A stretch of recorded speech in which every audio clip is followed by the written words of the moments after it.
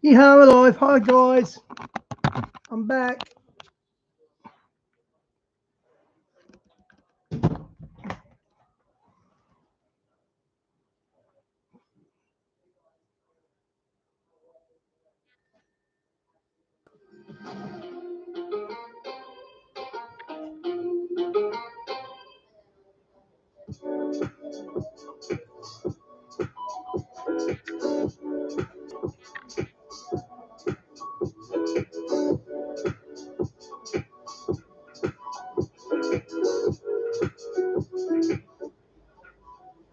This is Jules and Toby. Hey, Diane. Good to see ya. Just trying to fix this up. Gets 10% on Woolworths shop every month. It's pet insurance that loves you back. Make your insurance more rewarding. Make every day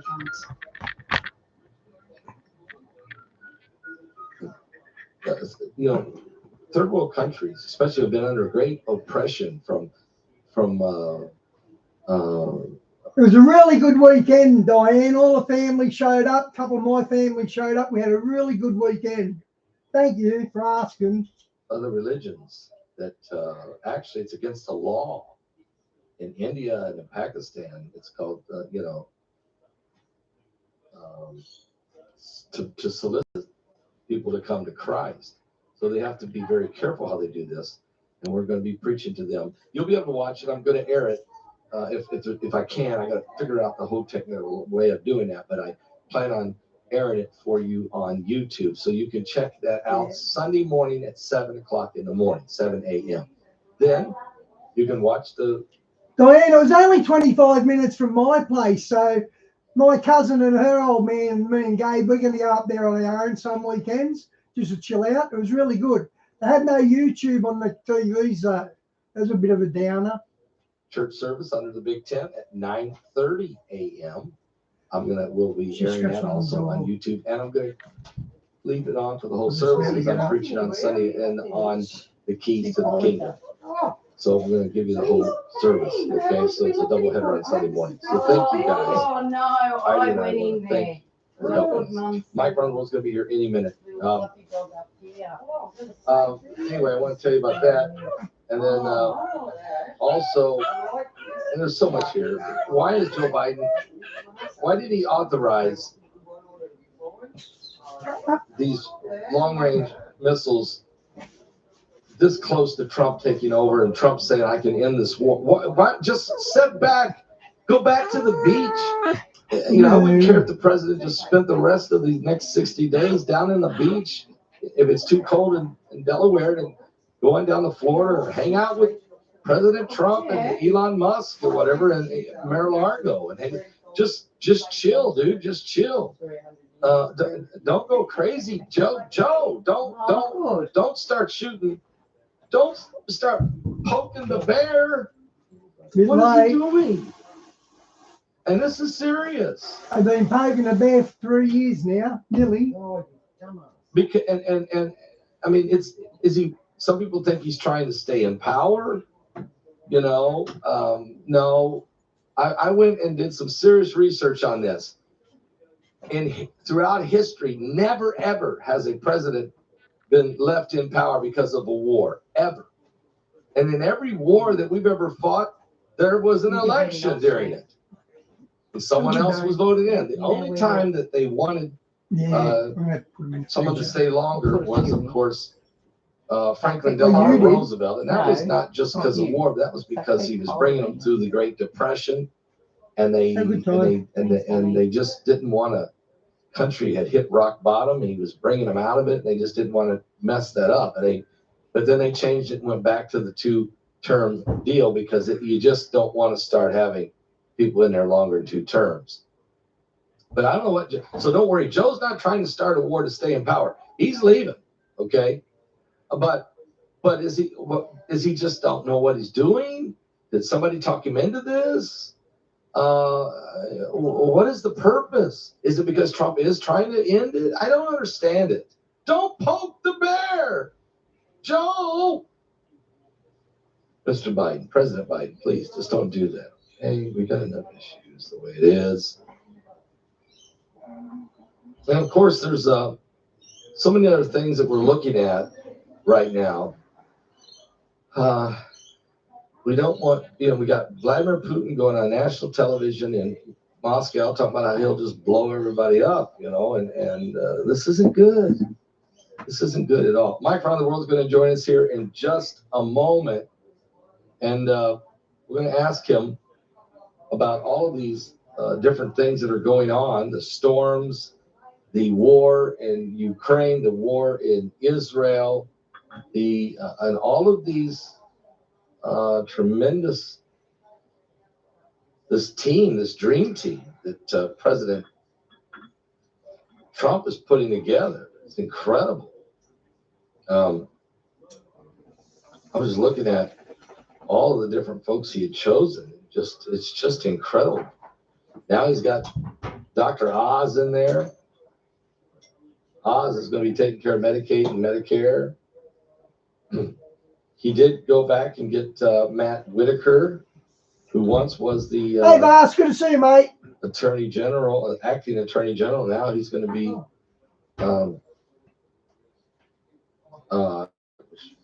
he's taking an important one.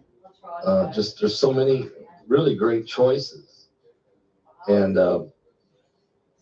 you never know. Somebody could get slipped in there that we maybe didn't need, or maybe could have been a mistake. You don't know, but I think overall Trump has a better handle on the people that he's picking now than the first time he did it, and he has a better handle on folks he can trust. But Matt Gaetz is out. But guess what? I'm not going to lose any sleep over Matt Gaetz. He wasn't all that clean anyway. I really like the lady he just chose, Pam Bondi, the Attorney General from Florida. She's amazing and has done a great job, and she will do a great job. I think she should have been his pick first anyway. But maybe Matt was just the lightning rod. Maybe Trump picked him just so he would catch all the flack, and then that way they would leave Robert Kennedy Jr. alone, and maybe some of the others, leave Marco Rubio alone, and let some Huckabee, and let some of these other people go through. So let Gaetz take all the heat. Who knows? Actually, one of his latest picks was a vaccine pusher, wasn't it, Diane? Bit of a red flag there, Cap Chatfield said. To me, that's my theory. He was the lightning rod. I said it from the very beginning that he wouldn't make it, that he was just going to be the lightning rod. So we'll see. But anyway, it all worked out. Mike Ronald's going to call here any moment. Matter of fact. Yeah, that's what I thought, Guy. Cap Chatfield pointed it out. That's how I know about it, because, that's why I checked it out. Joining us right now from somewhere around the world, Mike from around the world. Pastor Paul, God bless you, brother. God bless you so much, Mike. How you doing tonight? I'm doing all right. All right. It's been a lot of stuff goes on in 7 days, Mike. Yeah, it sure has. Mike, what is of all the stuff that's happening right now, what's the most pressing thing you're looking at right now? Well, as of late, basketball. Wow, Dolly. I've been locked into, I don't know, for the last 2 weeks, I've been kind of stuck in one area, and that's the nuclear area. Okay. Yeah. Yeah. Well, you got to be. It's the most dangerous one of everything that's happened. And your thoughts on the fact? I mean, Putin gave the nation. He spoke to the nation, and he's not playing around. He pulled out the hypersonic missile and used that. But why? President Biden. Why in the world did he authorize these long-range missiles? And not only the United States, UK did it too. When Trump is getting ready to go in and Trump's saying that he can bring peace, why would you jump the gun and do that? Your thoughts? Two things. Okay, this all goes back to the 90s and NATO enlargement. It's called NATO enlargement. They were trying this. So let me give a brief history. That was with 1990 Gorbachev. He ended the Cold War, making peace, of course, but he approved the reunification of Germany, right? Yes. Russia had legal power to help up to approve or block that reunification. And so they got together, the allied countries, which are the Western allies. They got together and said that they promised never to take advantage of Germany through reunification, right? Through that deal. Yep. Diane, that appointment says it all, doesn't it? It's as simple as that. Get ready for the monkey, yeah.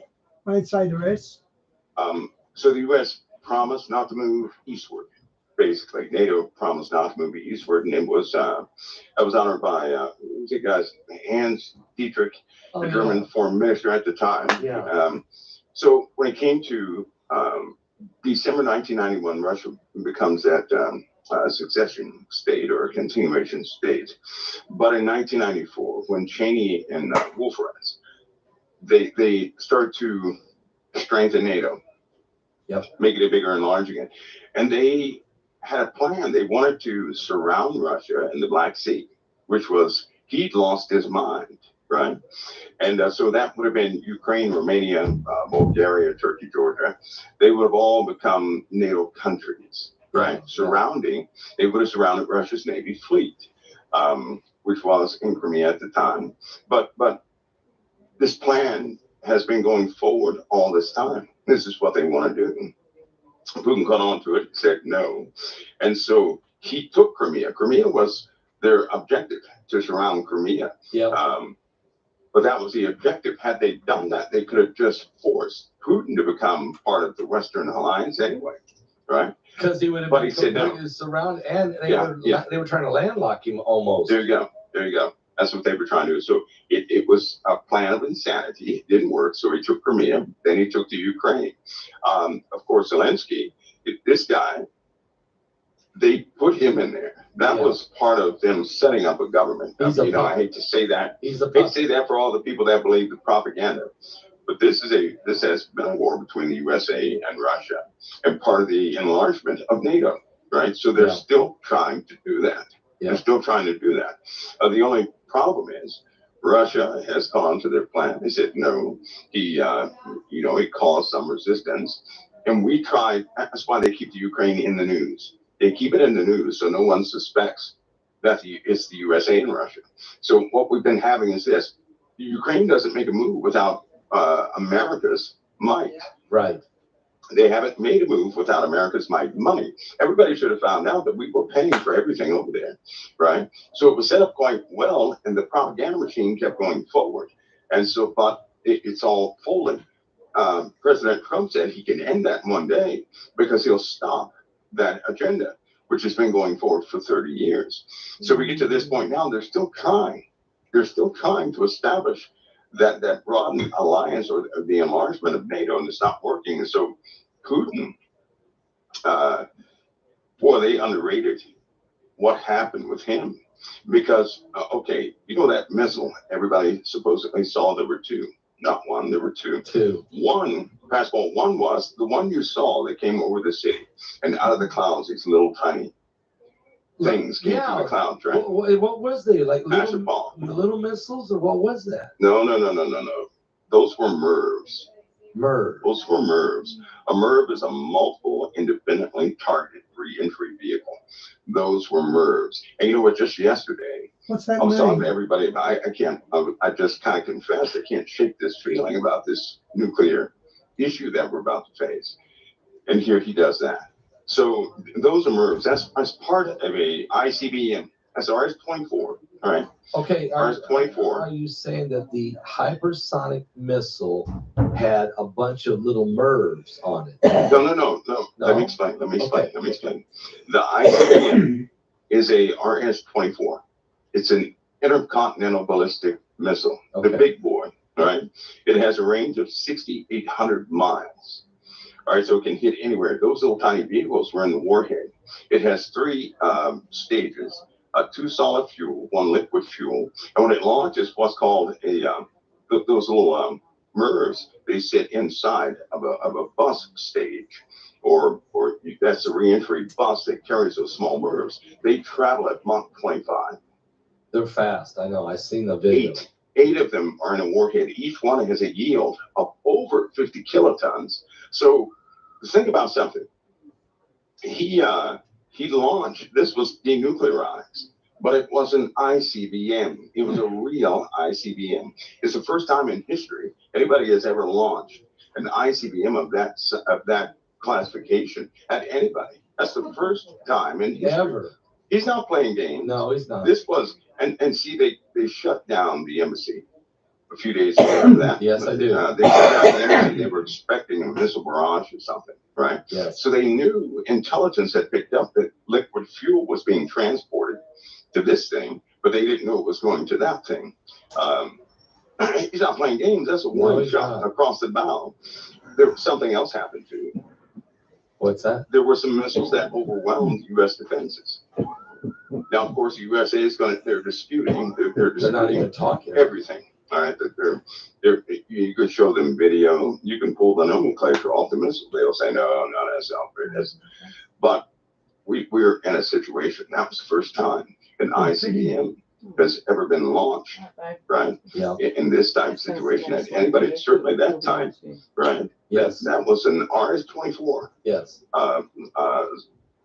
Yar. I knew that was from the old Yar. I knew that he used this intercontinental ballistic missile that was this hypersonic power and all that. But when I saw the video of these, I mean, these things were coming down. Yep. They were, you know, and I thought, well, what is that? That's more than one. Yep. I didn't know they were coming. The MERS were part of this whole thing. So he's breaking out technology that's never been used in the history of the world. That scared everybody. Well, but listen to me. That scared everybody. Does Joe Biden realize that he caused that? Oh yes, but they're not going to listen. They're not going to share it. They're not going to talk about movements. They're not going to talk about tactics or anything publicly. They can't do that. That scared everybody. That scared everybody. Are they going to back off? Yeah, because this is not. It's not a game. No, right? it's not a game. Unfortunately, right? It is. You have the UK. You have England. They keep coming over here saying, "Hey, fight Russia directly." See what I guess what a lot of people don't understand is you have these allied countries, part of the Western Alliance. They're coming in wanting the USA to attack Russia directly. Right. They want world. Diane, it's just getting worse and worse with Trump, isn't it? The Crown of Jerusalem. Wow.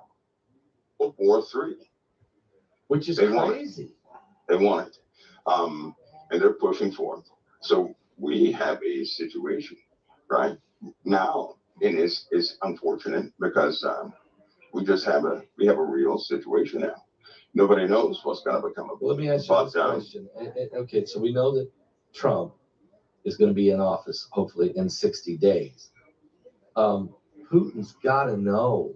I know that Trump talks to Putin and Zelensky and everybody as he's coming in. I'm hoping that he's saying to Putin, calm down, chill down. We're gonna readjust this whole thing. But I mean, Putin probably can't trust anybody at this point. I mean, he has watched for 30 years. You're saying he has watched NATO break its word for 30 years. There you go. And try to surround him. And he's saying, I got to stop it. There you go. There you go. And even if Joe Biden said that we're not going to do anything, you still have the other NATO countries which are doing something. Yeah. Right? They're doing something. They have nuclear powers too. They're doing something. And so it's not just the USA. He's facing all these other countries. Right. And these countries overseas next to him, they want him gone. They want him obliterated. Right. They want him gone. And so it's a bad situation. Even if Biden closed up the administration, things are still going to happen. With or without the USA, things are going to happen. NATO is already, the ball's already going, the train's going down the track over in NATO. They've spun up everything, and here we are. What do you think? So this is what do you think Trump's then foreign policy plan going to be to deal with this? He's got to deal with NATO, and oh, he will. I think that it takes a bold person to really face down these people. You can't be afraid, right? You have to be able to call somebody's bluff. In most cases, when you have diplomacy with these other nations, they always have some counter threat to any type of diplomacy they don't like. Germany has a counter threat. they may, Right. stop this or stop that. It hurts the American people, this, that, and the other. What Trump said, I don't care what you do. This is what I'm going to do. Right. Right. So he's very different because he does not speak the language of he doesn't use those polite, I'm scared tactic type things. They're almost like a bunch of rich people. I mean, uber rich people who've never even cracked a fingernail. Right. Right. So they're not. They have undermining tactics in their diplomacy. Trump doesn't care. No, He can spot them, right? He's And America first. He told right? them. And That's right. That's right. America first. He saw where they were. He saw what they can't live without, and he took that and he said, "Well, I know what you can't live without. If you don't comply, you're not going to get it. Period." Right now, these other presidents are trying to. They're you got to remember they have softened to corporations. They have softened to certain promises of other nations down the road, right? So they have all these a network that nobody knows about. Hey, that they chuck have some to of take mine care in the of. freezer. So they're, they can't do everything Trump does. Trump I'm does very not cold. care. He doesn't care. He didn't care. So they can't do, they already know they can't do anything to him. Right. They already know that. They have no threat. Well, they're going to put him in jail. They already tried that. So that's just not going to work. And plus the people have become a shield to him. Yep. And they already know this. But my concern is this. This situation is not going to wait for Trump. I mean, it's all in God's hands, but without our Father, we'd be doomed. We're just going to be doomed. So I don't know what the ongoing decision is, but I do know something that we're gonna have to deal with some situations You think we're just not 60 comfortable with. You're not positive in these 60 days that we won't be in World War III. No, I'm not. No, I'm not. Before Trump even puts his hand on George Washington. I would say, honestly, that there are a lot of people who already know. They kind of know we're in World War III already. They won't say that. It's not officially recognized. Right. But the world is in war, right? You wouldn't believe, and not a lot of people, you would think that missile came from Russia. No, but I can't go any further. What? What missile? I can't go any further than that. The one. The ICBM. Well, it was. Oh, you're saying it didn't come from Russia? Did it come from a submarine out in the ocean? I can't say more than that, but I'll tell you this: command and control is interchangeable between China, Iran, and Russia. No And the North way. Koreans. Don't forget them, right? Yeah, but that means an ICBM He just said it could have been Iran. Wow. can be launched from any one of those Hey, countries. Shawnee, good to see you. And somebody else can actually, drop ordnance in there and do what they have to do. It's very difficult So to when we say define where Russia things come fired, from like that. so when you say Russia fired this thing, Russia could have made the command, but it could be coming out of China. It could be coming out of Iran or somewhere in the Middle East. Right. There you go. That's right. That's right. You don't know where to look. That's right. That's right. And that is the most dangerous nuclear war. That was a nuclear warhead. Yep. Right. So it wasn't just some missile. That was an intercontinental ballistic missile, the big four in 3 stages. That was huge. And so that's a continent destroyer. And it was full of denuclearized dummy rounds, basically. Right. Those warheads that came down, those were decoys. Clearly they were decoys. Right. But it's just alarming to see that anybody would ever do that in the first place. Let me ask you, Mike. You would know the damage. What if those were actual nukes? What if that was he did it? What would it have done in Ukraine? Well, I think one warhead, if he would have launched that for real. Yep. When the bus was coming down, when the re-entry bus was coming down, it would have deployed high in the atmosphere. One warhead would have hit its target. What innocents is Putin killing? What innocent people is he killing? Ukraine and everything around it would have been gone. Okay, that's a super high yield warhead. The other 7 warheads would have gone to their targets, traveling at Mach 25, of which there is no air defense that can stop that. No. None. And that wasn't all. Putin also overwhelmed U.S. The all-new half a club longer TaylorMade TP5X. Play the #1 ball for you. Better investing with Beta Shares Direct. Break free from brokerage and more. Sign up today.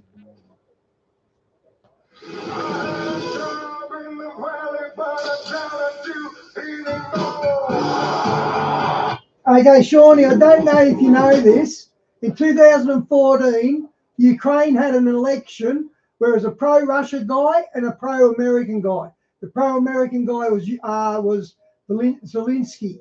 They went to the polls. The Russian guy blitzed it. The CIA done a color revolution on him, destroyed him, and brought in there Zelensky. So that's what happened there.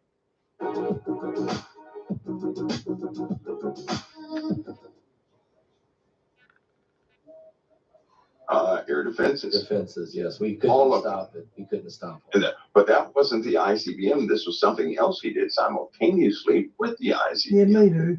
And it overwhelmed U.S. air defense systems. So he sent a message that, right, that, you may have your people believing propaganda, but we're not buying your propaganda. This is for real.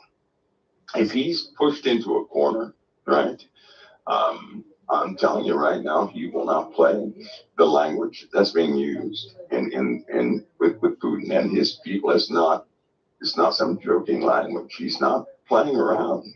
He's just not. He is ready to act. He's ready to act, and so I hope that people go forward responsibly. And America certainly does not need another enemy like that. We already have enemies in the camp that can do great damage to this country. The enemy within? Yes. We have to, the truth is, Pascal, we have too many nuclear sites. Yes, we were irresponsible in making them. We have too many positions throughout the USA that cause real damage. In fact, I recommended to people to watch Chernobyl. I did. So they can have a general understanding of Guys, any idea how many nuclear reactors you got in America that provide power, not for nuclear weapons? How many of their Homer Simpson type nuclear plants are there? What we do have, right? We not only nuclear facilities, but we have nuclear waste mountains. And if an earthquake could hit, a lightning strike could happen. Somebody could, some person could ram a truck in there. Shawnee, I don't think Netanyahu's going to sign up to that. I don't think he's going to allow the land to be split. If they do it, like you said, it'll be done by force. Right, we don't exactly vet everybody the right way. And truck drivers are dropping things onto that mountain all the time, right? You start releasing that stuff, and those uranium rods, those depleted uranium rods, they are... Wow! They're not going to... 94, that'd be hard to protect in a civil war, wouldn't it? Looking after 94, protecting them. Wow, that's a lot of... Wow, that's a heap of... To die for what, 25,000 years or something like that? They're highly active. They're never going to go away. I mean, you can't get rid of it, really. I mean, if there's no shielding, they will kill a person within about 30 minutes. And it'll be the most awful experience a person ever had if they're not shielded within a 3,500-mile radius. Everybody's going to get sick and die within months. So months to a year. So wormwood in the Bible, in Revelation, of course, Chernobyl means wormwood, but I mean, the wormwood event in the Bible, which kills a lot of people. So we are capable of doing and multiple times over, don't we? Multiple. The bad part is we have the potential to kill ourselves right here in America. We're not very responsible as far as upkeep. I hear people complain all the time about the generators at these plants that power the pumps, right? Some of the infrastructure is just not where it should be. And that's not exactly a type of thing you want to drop the ball on. Because once certain things, and we don't know everything about the reactions. We do not. That's just not good. All right, Mike. I asked people before the show tonight to come over to my Patreon channel, and if you wanted to leave a question for you, they could. I received 63 questions 2 hours before the show started. I stopped. I just said I can't write. So I have 15. I actually 16. I don't know if we can get them all in, but I'm going to ask you a few. In this one, let's start with the Deagle report. This is question number 15. Ask Mike. Could you ask Mike about the Deagle report that says that 90 million people in America will die in the year 2025? Does he have any understanding of the Deagle report? Yeah, well, part of that is due to that's a bio breakdown, and the other part's nuclear, I would say. An extensive part of that could be civil defense problems. Really? Which is what they're gearing up towards, yes. Believe it or not, in a civil war, because of the ammunition, it would be a bloodbath, right? Here's the deal: in a civil war, think about something. The average person, we have a lot of vets here in America. Yeah. But the average person is going to be overly zealous.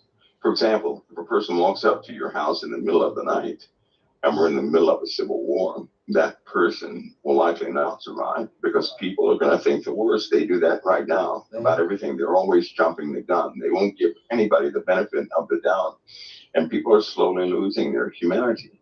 But imagine a person who's coming up in the middle of the night. They don't speak. Maybe they're too tired or something like that.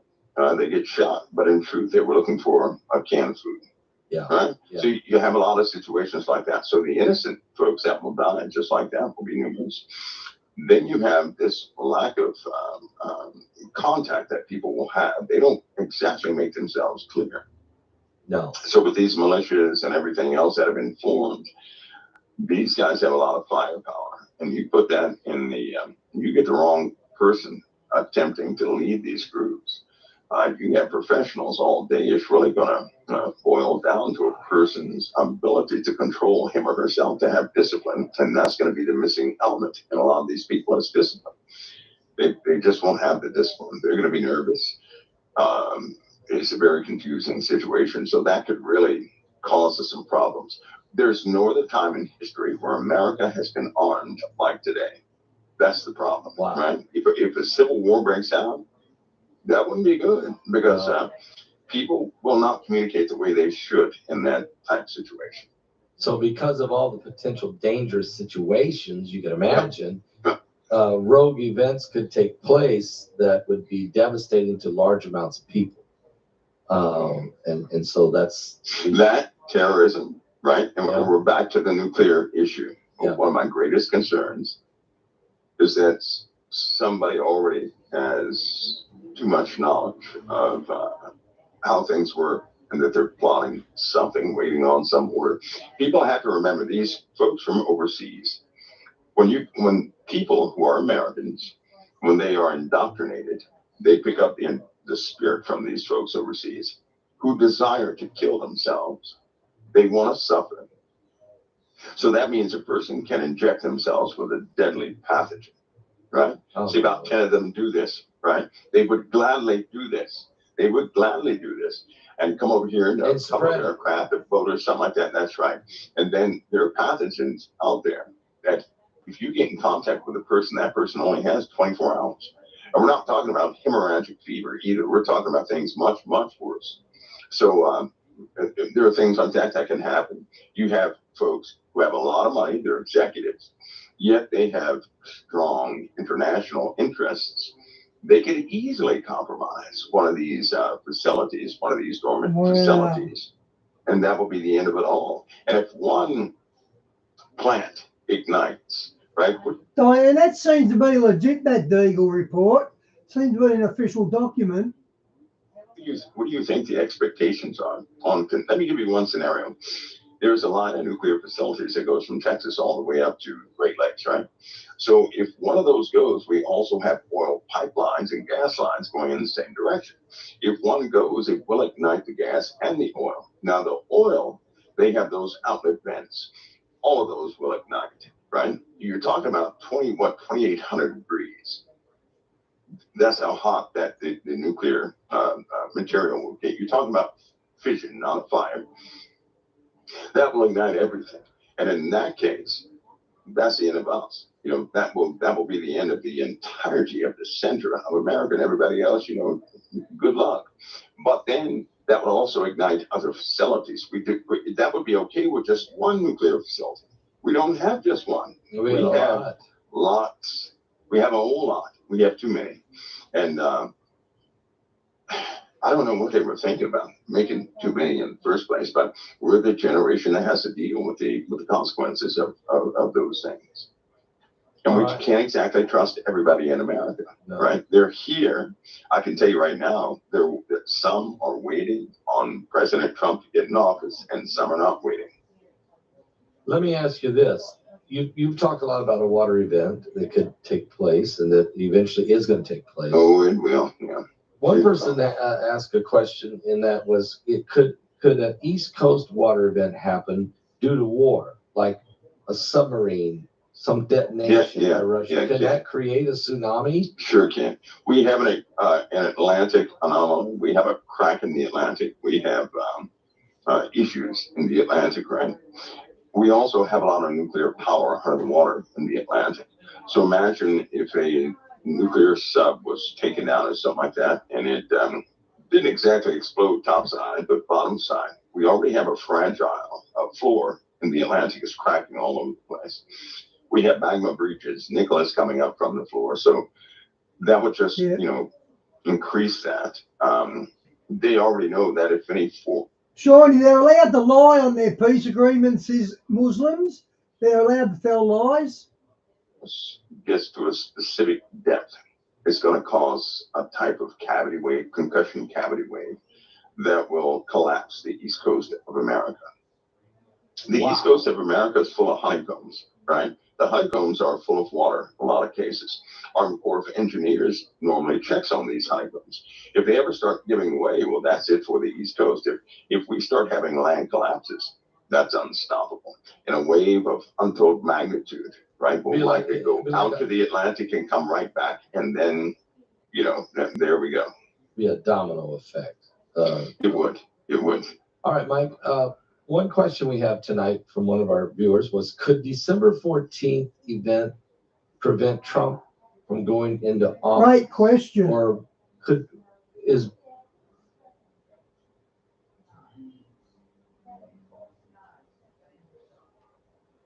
In emergencies, children need a champion to care for and protect them. UNICEF is there for children with life-saving help in 48 hours, 100% donor funded, always there.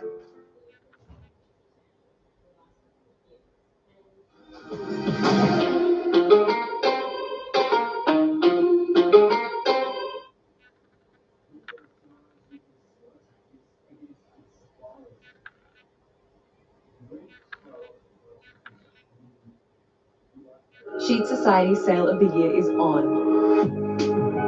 Save on bed sheets, quilt covers, cushions and blankets, and could Biden resign and Harris take over? But the question is, December 14th, is this an event that could prevent Trump from going into office? December 14th, that's a spiritual date. Okay. It's a spiritual date, Pastor Paul. And that date is I've named that the hour of Babylon. Yes, you have, which is in the Bible, which is the 1 hour in Revelation 18. So I would say that's one of those days where we could be entertaining some things we don't want to. Wow. Of course, Babylon at the end, she has her moment. In the scale of time, we don't know how long an hour actually is, but it's upon me that Babylon, that name, will take center stage. Will begin to take center stage then. So I've named that so it's a spiritual thing. Babylon's hour. Yep. It's the beginning of Babylon's hour. All right. Yep. We'll keep our eyes open. Geez, that's a big call.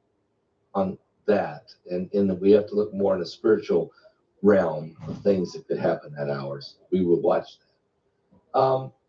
Here's a question for you, Mike, and it's what will happen to Benjamin Netanyahu now that the International Criminal Court has issued arrest warrants for him and Gallant and the whole the European Union, France, and other nations said they will. Ireland will also arrest him if he comes there.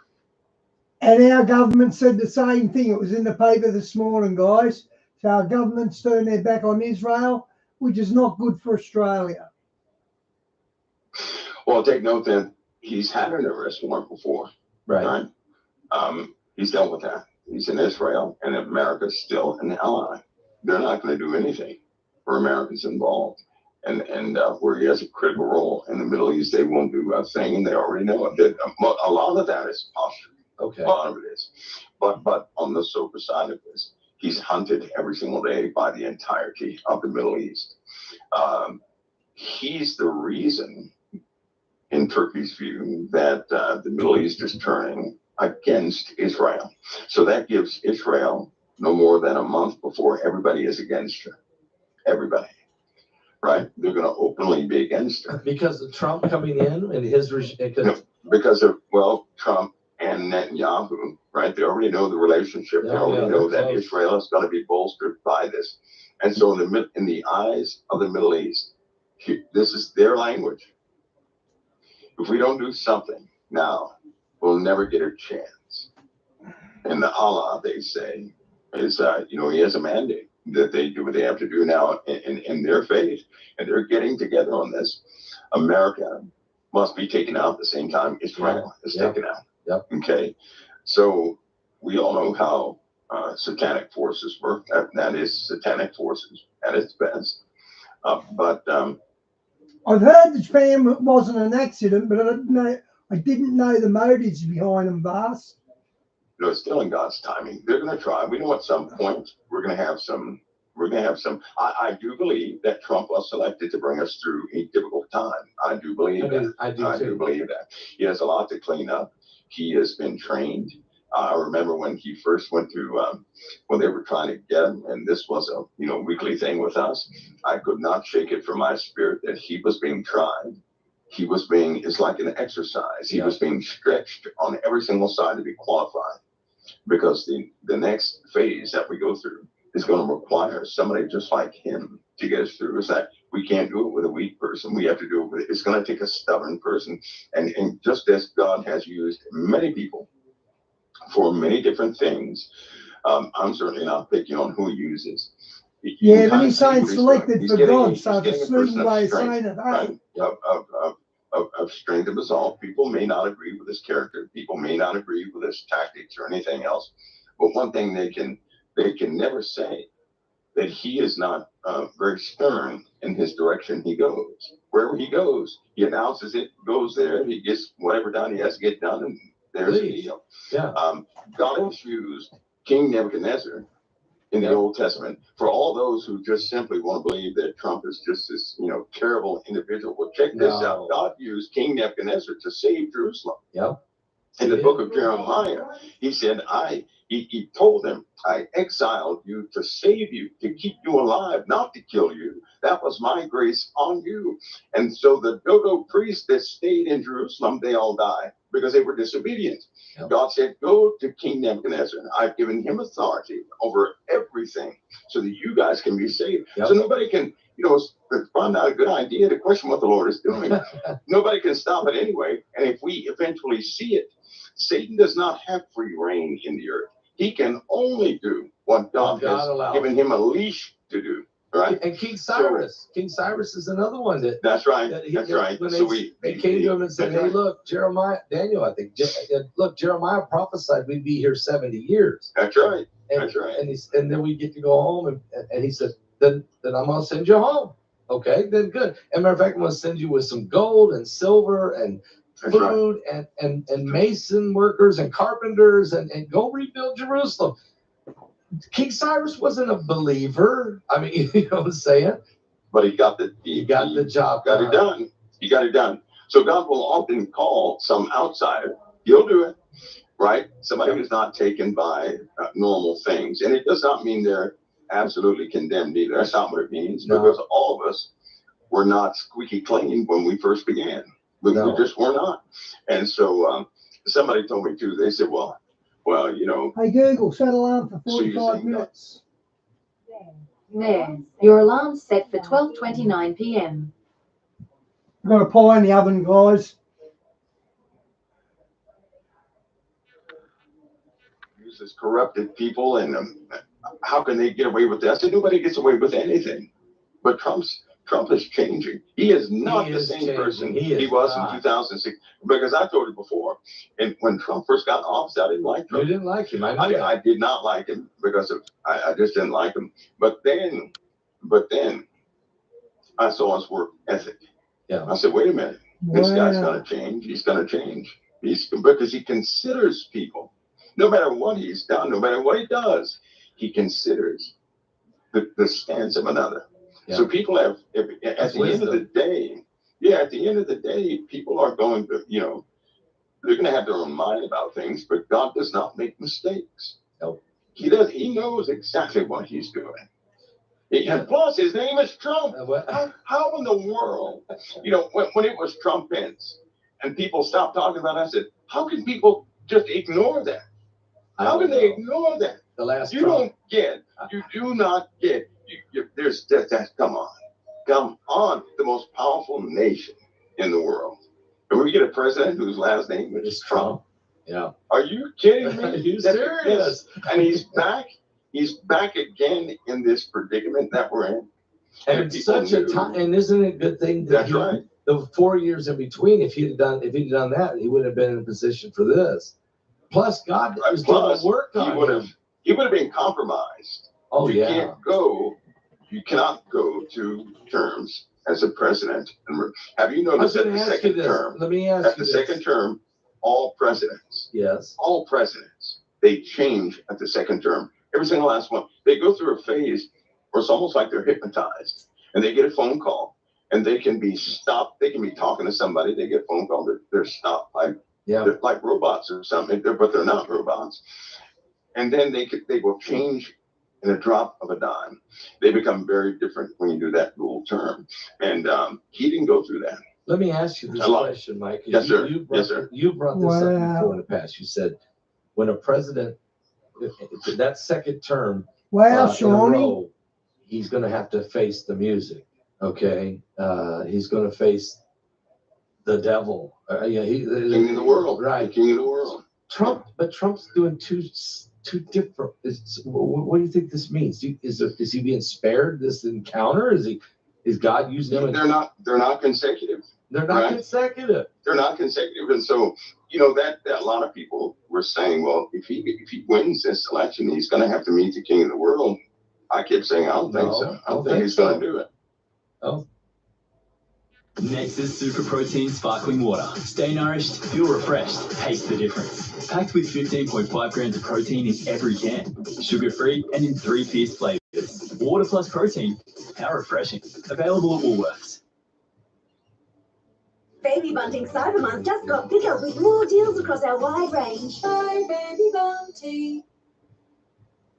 I don't think so. And he didn't. Now, to a lot of us who understand that is a miracle within itself. Yes, it is. For him to come back, having skipped all that's a miracle within itself. It's a miracle.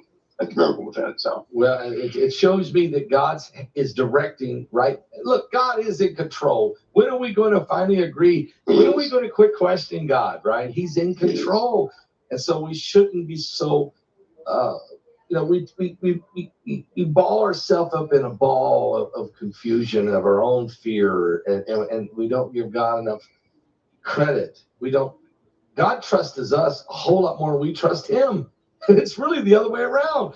I mean, he does. Because he really has. Listen, in my life, he has that faith in me because I still believe in him. Right? So he believes in something in me. I don't know what that is. I don't know what it is, but And listen, we're all of us. Every single last human being on this planet, they have a bias. There's somebody they like more than the other. There's a team they like more than the other. Right? People have to start looking beyond the natural human factors that we have to start seeing who the person is before them, right? Because a lot of people believe, and it'd be like if I knew somebody just by somebody else's word. I don't know that person, Right. I never rate somebody else's word. I can never do that, because that's knowing, that's not knowing the person in front of me. And I know that no one, so long as a person lives, they will never stay the same. Amen. They're alive by God's hand only. They're not alive by Satan's hand. They're alive by God's hand. So they're serving some purpose. All right, Mike, here's another question for you here. Yes, sir. You've talked some about the northward movement of the equator. How far have you got any update for us? How far is it? We're tilting, We're shuffling in this summer. As this summer rolls around, this winter is going to be really heavy for some people. But I was looking at some of the trending with the weather and some of the atmospheric issues that we're facing in our placement as far as we go around this galactic center. And I'm gathering information on some anomalies that nobody is sure about these anomalies. We know that there is a nasty portion of the galaxy we've got to go through. We already know that. Uh-huh. We know that there's an influence upon the solar system right now, which is altering everything. Right? It's altering our axis. It's altering everything. See, because they're starting to find out that the axis of the sun, they're starting to compute the axis of the sun. They have some external instruments out there, and they're really not prepared to share the data. They don't want to share it right away, which means it's almost like a confirmation that the axes of these planets mathematically are pointing towards something. Yes. On a continuous basis. Yes. They're pointing in the same direction on a continuous basis. And that something has been altering.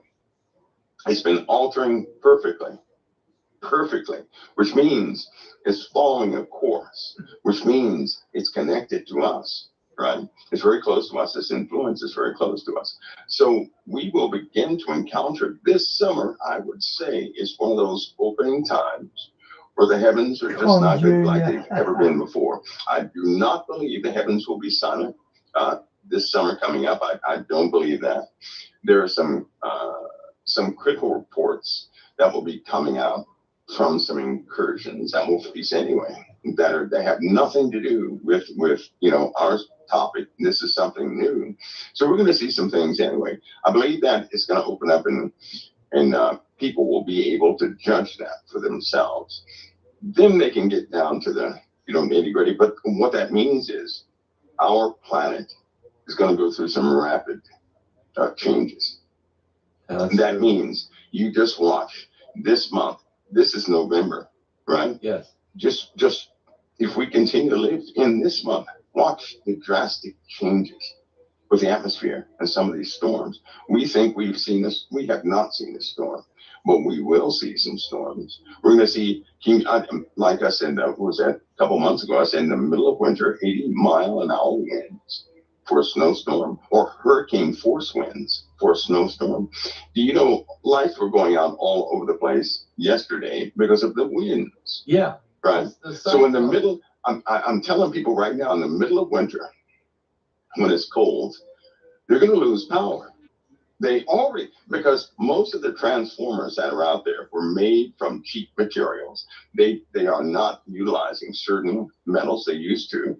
They have this new process of binding and things of that nature that they don't even know exactly how robust it is. It's not very robust, and wind is going to damage quite a bit of the grid.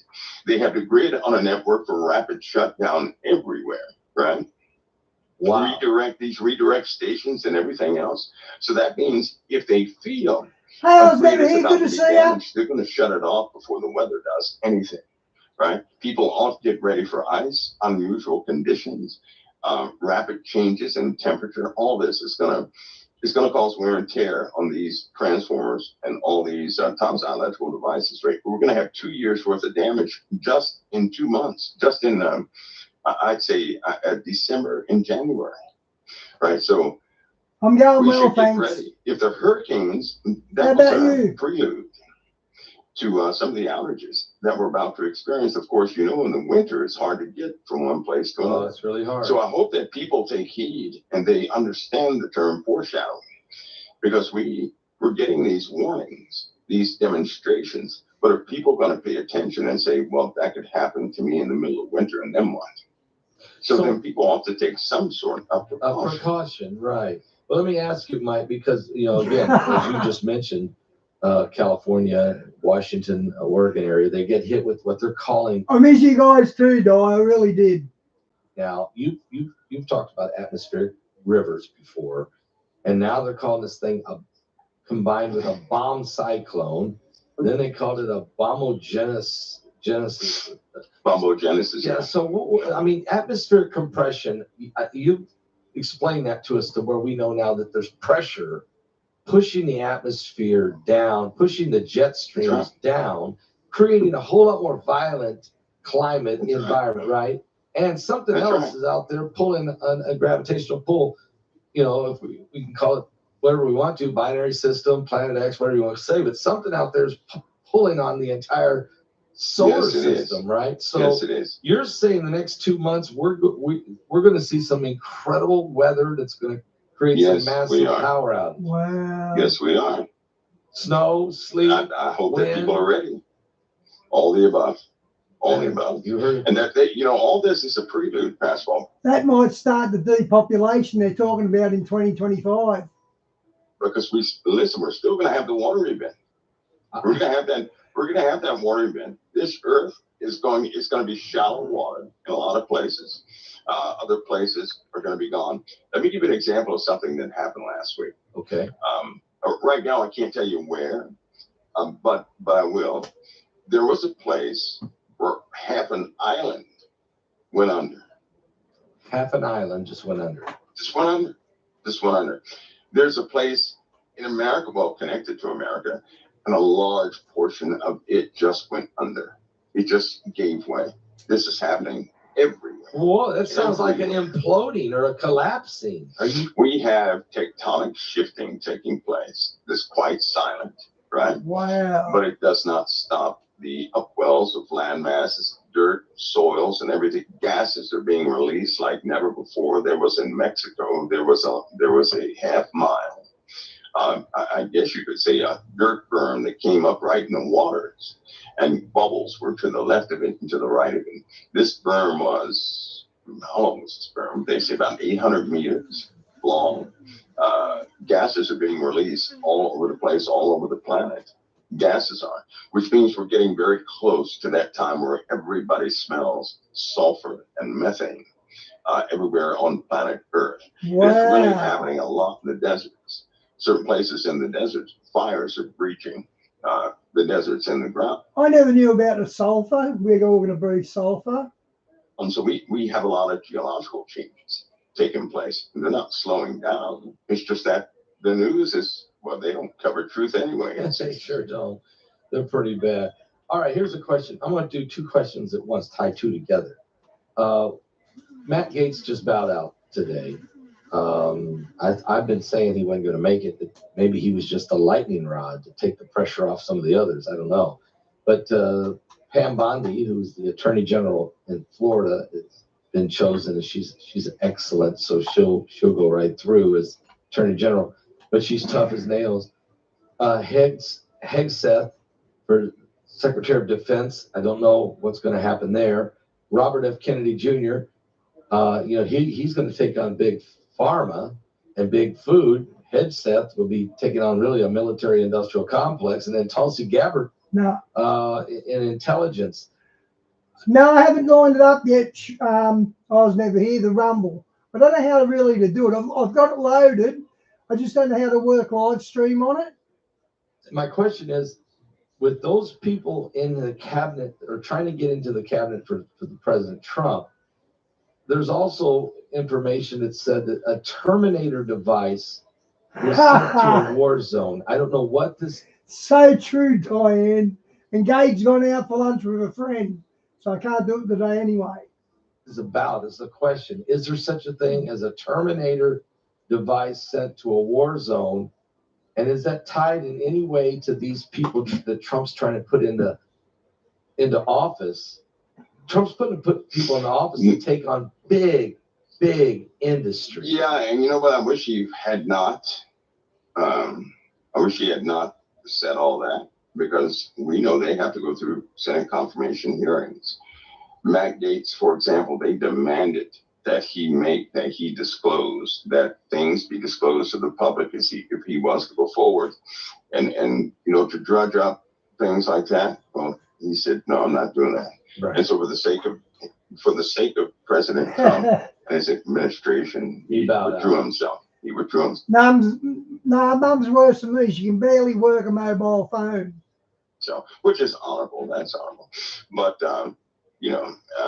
people like to drudge up garbage, your past and things like that. Is Hegseth gonna make it?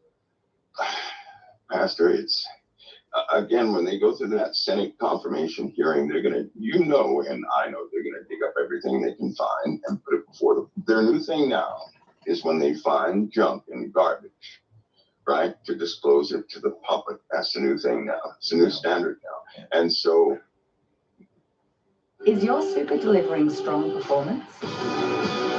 It's not your average super fund. Weet-Bix. How do you do yours?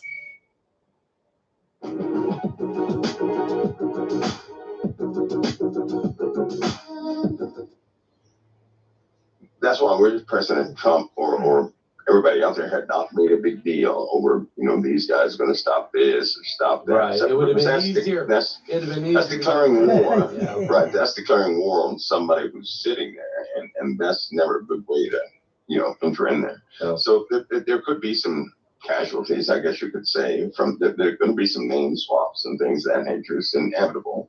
Because some will not pass Senate confirmation hearings. It's just, they're going to have difficulties passing the Senate confirmation hearings. What about Tulsi Gabbard? She may have difficulties. Yeah. Kennedy is going to have difficulty passing Senate confirmation hearings. So, because all of them have, in everybody's past, right? Sure, there's something we didn't do right. That's how you learn and become wise, right? That's right. But they're going to bring it up.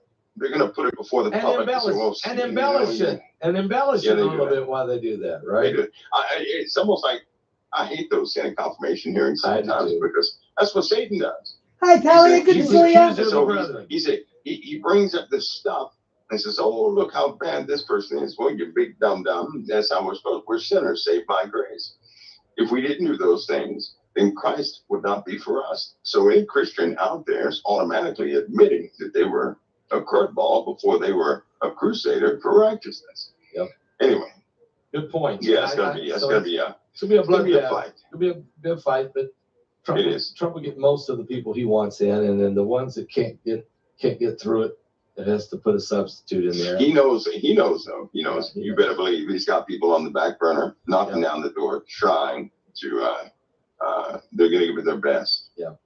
All right, we got to talk about some aliens. I mean, they brought it out again, okay? And each time that the Senate does a hearing on aliens, more and more stuff comes out. People are wanting to know from you, Mike, and that is this. Will the aliens, here's the question. How will the aliens eventually be introduced peacefully or through a invasion? It's already happening. But I challenge people. Don't go hunting for them. I would advise that. I'll say this. Every Christian who knows biblical history should know exactly what they are. Yeah. Okay, exactly what they are. Yeah, we do. They are of different things, but I wouldn't go hunting or desire them, because wanting to see or understanding these things is just like understanding a demon. It is. In my opinion, these things that normally are faced on the earth, because God has watchers, and sometimes, well, like the USA, they've encountered watchers. They were warned. Moscow was warned. Other countries were warned. And these are angelic hosts that come down and they let you know exactly who they are. But for the most part, people by curiosity are seeing things all over the world, right? It's an increase of, what did they say, 1,800%? increase in these things. And we're not talking about blurred video. I wonder if that's CERN releasing things as well. Either. That's not what we're talking about. No. We're not talking about blurry video. We're not talking about people who saw it from 22,000 miles away. And no, those days are over. But more and more people are seeing these things. What's happening is people are being given the disclosure directly. These things are utilizing people, and it seems like Congress is keeping pace with what the people are doing. Now, keep in mind, they can see social media. They know what people are talking about. They know what people are having encounters with. And so they're keeping pace. They're keeping relevant. They're not going to come out and give everybody a full disclosure on these things. They're never going to do that. The people, though, will begin to encounter more and more things. So it'll be a type of gradual introduction, because they were given a time limit, you could say. And Diane, I don't believe that for 1 second that illegal immigrants have given that much tax. I don't believe that at all. Rush knows it. How can you give tax if you haven't got a tax file number? They were given a time limit. But the truth about it is so disgusting. Parts of it are so disgusting. No one's going to disclose that officially to the people and say, okay, we're going to give you everything we got, because everything they have is going to be full of controversy as any other. I'll give you an example. Where I already said one thing. Some of these ships that people are seeing, these ships would be biologicals, classified as biologicals, right? Yep. Now, so that's disgusting within itself. Like when they find orcas on top of mountains and big blue whales on top of mountains with other animals. Okay, who's doing that? But they go in and they find out certain organs and things like that are missing. These craft, even the craft that they have taken down and done things with, these are biologicals, half and half, 50-50. The entities themselves are comprised of, they're not as clean cut as the movies, right? Some are quite grotesque. But you're looking at something that an ancient species that knows everything about biology, that can mingle and mix insect, plant, human, and animal all together into one species to serve the purpose of the spirit that will inhabit it. It's the same thing that certain rich families do with their kids. They get their kids ready to be inhabited by a spirit for the rest of their lives. Wow. So you're looking at a steady increase, and it will get to the point. It will get to the point where representatives of the people will then go to the government with change, different. Because if let's just say that our society, there are lots of people in our society that are not like us. Right. They're not like us. And they are there to facilitate some of the introductions. This is an act of seduction on a brand new level, and it's working, right? Because people, they'll take a belief, like many believe there's life out there, right? But life here on this planet could be something totally different. In my experience, most of them are coming from the oceans. Most of them are coming from, these cavernous places and mountains. Most of them are coming from places like that, and they return to the ocean, and they return to these cavernous places. Most of them are associated with a sulfuric smell. Most of them pop out of volcanoes and look like, they have a certain classification of the ones that are the same heat consistency of magma. Right. So imagine that's crazy. That's just like that. But these will be seen all over the place. What I mean is they'll be seen more and more. They already know this. So if you see something bright and illuminated, that's not some transfigured being. You start smelling sulfur and a stink that you never thought you'd smell in your life that will cause a goat to vomit. Don't get curious behind that stuff, please. That sounds like the demons of hell. I mean, that sounds like Apollyon coming out of the bottomless pit with all those. There you are. Pastor, don't they come out of volcanoes? Yeah, they do. They come out of volcanoes. Whenever there's an eruption, people always see activity going in and out of that volcano. We're not talking about lava bombs. We're talking about something that will hover for an hour throughout the whole eruption. And then on occasion around the mountainous areas, if you continue to watch these things, you will start to see anomalies, walking anomalies, standing anomalies, things of that nature. That there have been occasions where videotapes. I know Grush has these tapes where one has walked through a military building and just melted the thing as it walked. Yeah. So metal is not going to stop it. It'll incinerate anything near it, right? And they are quite seductive. The other part of that is this. For these folks out there having dreams, I'll say it again. I say this often because the first contact is in the dream, and they will attempt to seduce people in the dream. And people ought to rebuke everything that's not a representative of Christ's word in their dreams. Yeah. Don't, because I know for a fact, Pastor Paul, this is through in earlier jobs. You wouldn't believe how many people on this earth are intimate with things in their dreams. They know nothing. You wouldn't believe the number of people who are walking around and they are intimate with these things. And they have real physical anomalies to the point where their medical doctors and physicians and things like that are tagged so that their record does not go out from that place. You just wouldn't believe it. So you're looking at folks who just readily invite these things into their lives. Yeah. And very intimate with these things by way of dreams. And it's, it normally kills the person who's doing it. It will strip them of. Cats across Australia are on strike, refusing to make any more funny cat videos until they're treated with Australian-made, all-natural treats. Ginger, it's treat time. There'll be no strike in your house with Breeders' Choice treats. Choose better. Choose Ginger.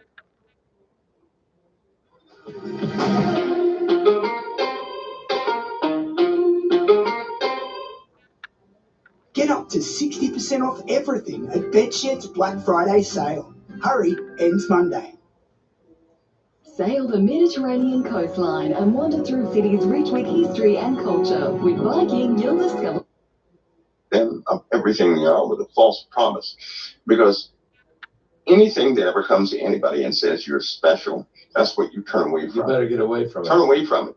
Turn away from it. If anything comes to anybody and says you're special, turn away from it. Because they will seduce you by dreams. And before you know it, you'll desire to see one for real. And then you're opening up a gateway within yourself. You're saying, it's just like a Ouija board. When you start to desire to communicate with. E. coli is human waste, isn't it? So how's this getting involved in carrots and that? They're actually doing it themselves. They got to be. Something you cannot see, you have no idea about. You, a human being, has authorization to do that. They can just open up and allow those things to come in and, occupy or within. But these things will tear a person's life to shreds. Yeah, don't entertain. Be careful about entertaining angels. Mm-hmm. You might be the wrong ones. You might entertain them unaware. People are entertaining demons. Demonic exactly. That's the bad part, right? Yeah. If I saw one, okay, I know I have a fly swatter from the Holy Spirit, so I'm not really worried about it, not moved by it. But you're not going to entertain it, are you? You're not going to welcome it in. No. But people are. But people are. They are. They are. With a lot of occult practices, a lot of different. They sure are. They sure are. And they have turned it into a professional type of thing. And they're educating people. They're teaching people how to do it. Pastor Paul said it's just another form of the same thing Satan's been doing from the beginning. Seduction. He overcomes, mingles, and then that person is absolutely so messed up, right, that they just turn their back on Christ. It's the same thing over and over again. All right, Mike, I have a lot more questions, but I'm not going to get them all. So I'm going to save some of these for next week, Lord willing. But I do have one here that I think Chance, that I had on earlier tonight, said, I have a question. Like he said, ask him, could the greatest revival in the history of the world happen in 2025? Could it happen? Yeah, absolutely. I'll say this. The heavier times, something is happening already. It is. The worst, and it requires a bad time. It does. I know. Think of this. I can only use myself as a reflection of this, but in my personal life, when things got really heavy, it does something. It forces me to lay down those things that no longer work. You know how you can have hope in something that's just not working, It's just not working. Yes. And it's taking up time, and you hope for it and nothing. And then when the calamity hits, that thing, you start to put things down and you say, okay, Lord, I need you for real. And then at that moment, your life takes this turn you never, ever thought it could take. And that's when the real deal starts, filling you up. That's revival within itself, because when that happens, it's almost like a disease. It starts to spread to others, because others will look at the person who recovered and say, hey, that person, I want what that person has. It's contagious. That's right. Good because things are contagious. That's right. Because all these people with these lives out there, they'll say, well, my life is, all messed up and everybody sees it and they say this. Well, good. Because if they're looking at your life and it's not what you want it to be, when you're delivered, then that's when they say, I'm going to serve the God that one is serving. She's serving the real deal. She still prayed, but everything was stripped from her. And now she's fully delivered. I want that. They're going to see the real deal. Amen. Not to mention some of these ideologies that we hold, when they're proven wrong, and it's certainly in my life again, when they're proven wrong, that's when we accept the truth. That's right. So long as we have a standing ideology or an idea that we can cling to, we won't hear anything. But once it dies, once it just collapses, then we say, Lord, show me. And then we can accept his truth. That's gonna happen. That will happen. God's gonna break us down sometimes just to get us to hear the truth. Absolutely. Absolutely. And it's I believe that will happen. Time and time again in my own life. That what I thought for sure I knew, then God says, no, I'm going to show you the real truth. The only way I'm going to get you to understand it is I may have to bring you to your knees, but I'll bring you there. If you're seeking me, I'll bring you there. I'll get you to the truth, and then I'll lift you back up. That's what I love about God. But it's so liberating. It's so liberating. It sounds bad, right? It sounds awful. Well, why would you want to go through that? Because when that happens, all the weights come off. Amen. All the weights come off. Amen. It really does. All the weights. It is liberating. It really is. Plus, we live in a time when it's almost like the righteous and these other folks are going to have there's going to be a clear separation. There's so many false doctrines in the world that people are now openly experimenting with doctrines. You have a lot of folks that just they have turned away from Christ. They just said no to Christ, but they're being pulled in these groups, right? And they have no they're protection. being pulled away from the righteous, right? Because they have no protection. The righteous are being clearly, that's right, none, and those are the ones where those things in the bottomless pit will come to get. But they're those things from the bottomless pit. They're some things in the bottomless pit. There's some things in the shallow pit. What am I talking about? But that day is coming. But it seems like the righteous, Pastor Paul, are becoming very sincere. Very sincere. And it's been a fight. It's really been a fight. But there's a sincerity that's coming that I've not seen before. A great sincerity that's coming, that's forming, and it's really starting to take hold. So, yeah, absolutely. Absolutely. Well, I'm with you. I believe the greatest revival that it could be this year, 2025. This could be the year that just and not just get relaxed and get complacent, but continue to fight in the good fight of faith. So, Mike, thank you so much tonight. You came here and you took on a million subjects, and you did it again with the clarity to help us all understand just where we're at, what's going on. I feel that heaviness on you about the nuclear situation, the war, that what looks like what could be. It's a dangerous time, and so we've got to pray and don't listen to all the propaganda out there. Be led by the Spirit. Is that right? Amen. Amen. So thank you for coming and being on the show tonight. I really appreciate it. I know we all do. Pastor Paul, thank you. It's always an honor. Always. The honor's mine. Believe me. God bless you. All right. God bless. That was interesting. This looked good.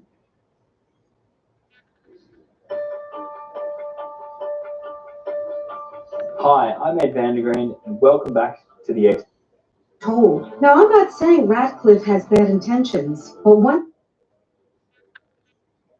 As Trump takes office in 2025, is the deep state preparing to stage a massive alien hoax to derail Trump and take power? Now, Trump himself doesn't seem very interested in UFOs, but John Ratcliffe, set to become CIA director, has openly pushed for government disclosure. You might remember when he dropped a bombshell on Fox News, hinting that the Pentagon report would reveal a lot more UFO sightings than we've been told. Now, I'm not saying Ratcliffe has bad intentions, but once disclosed, the deep state could weaponize that disclosure, staging a fake alien invasion to stop Trump and control the masses. Stay tuned, we will be covering new information that the deep state has desperately tried to hide from the public. Okay, LA, when I got a hold of your book, I was like, wow, okay, rungs of disclosure and following the trail of extraterrestrials and the end times. There's so much information. I mean, that book, it's got like your research for a zillion years. It's over the top.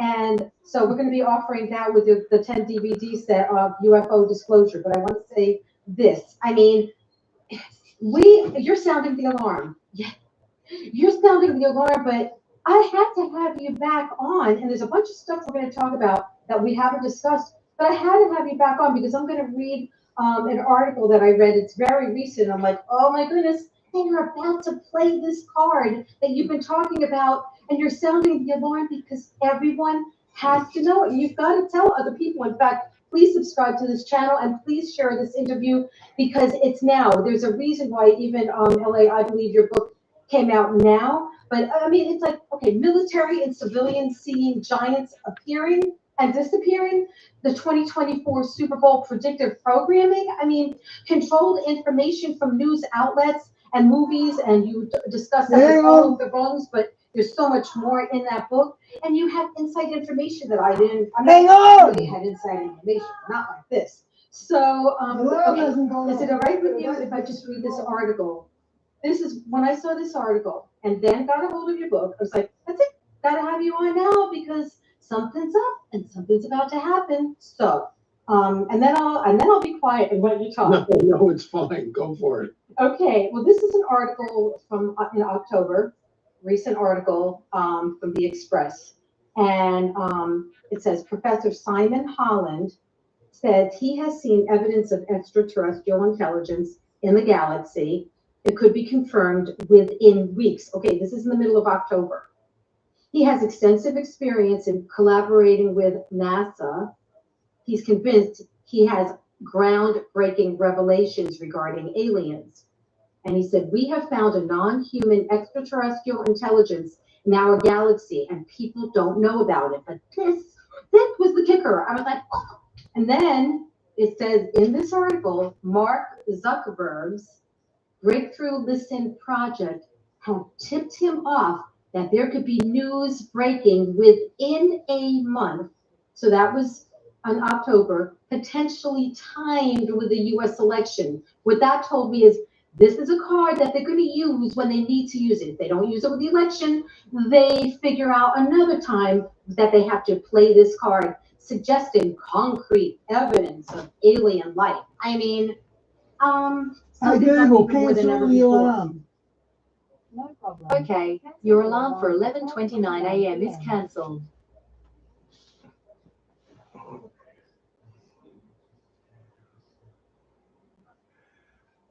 And look, I concur. This is I've been banging this drum as you said for 30 years, whatever.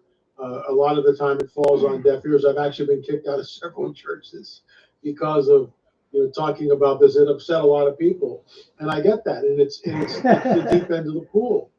It's not for the faint of heart. But Jesus warns us. Jesus warns us that even the Has Google got an Australian accent? elect would be deceived. Why would he say that? Jesus warns us that men will faint from fear from what is coming upon the earth, and that's a broad statement. So what could that mean? Could mean a mile-wide asteroid. I mean, I understand that. So it's either an asteroid or one of these things coming down.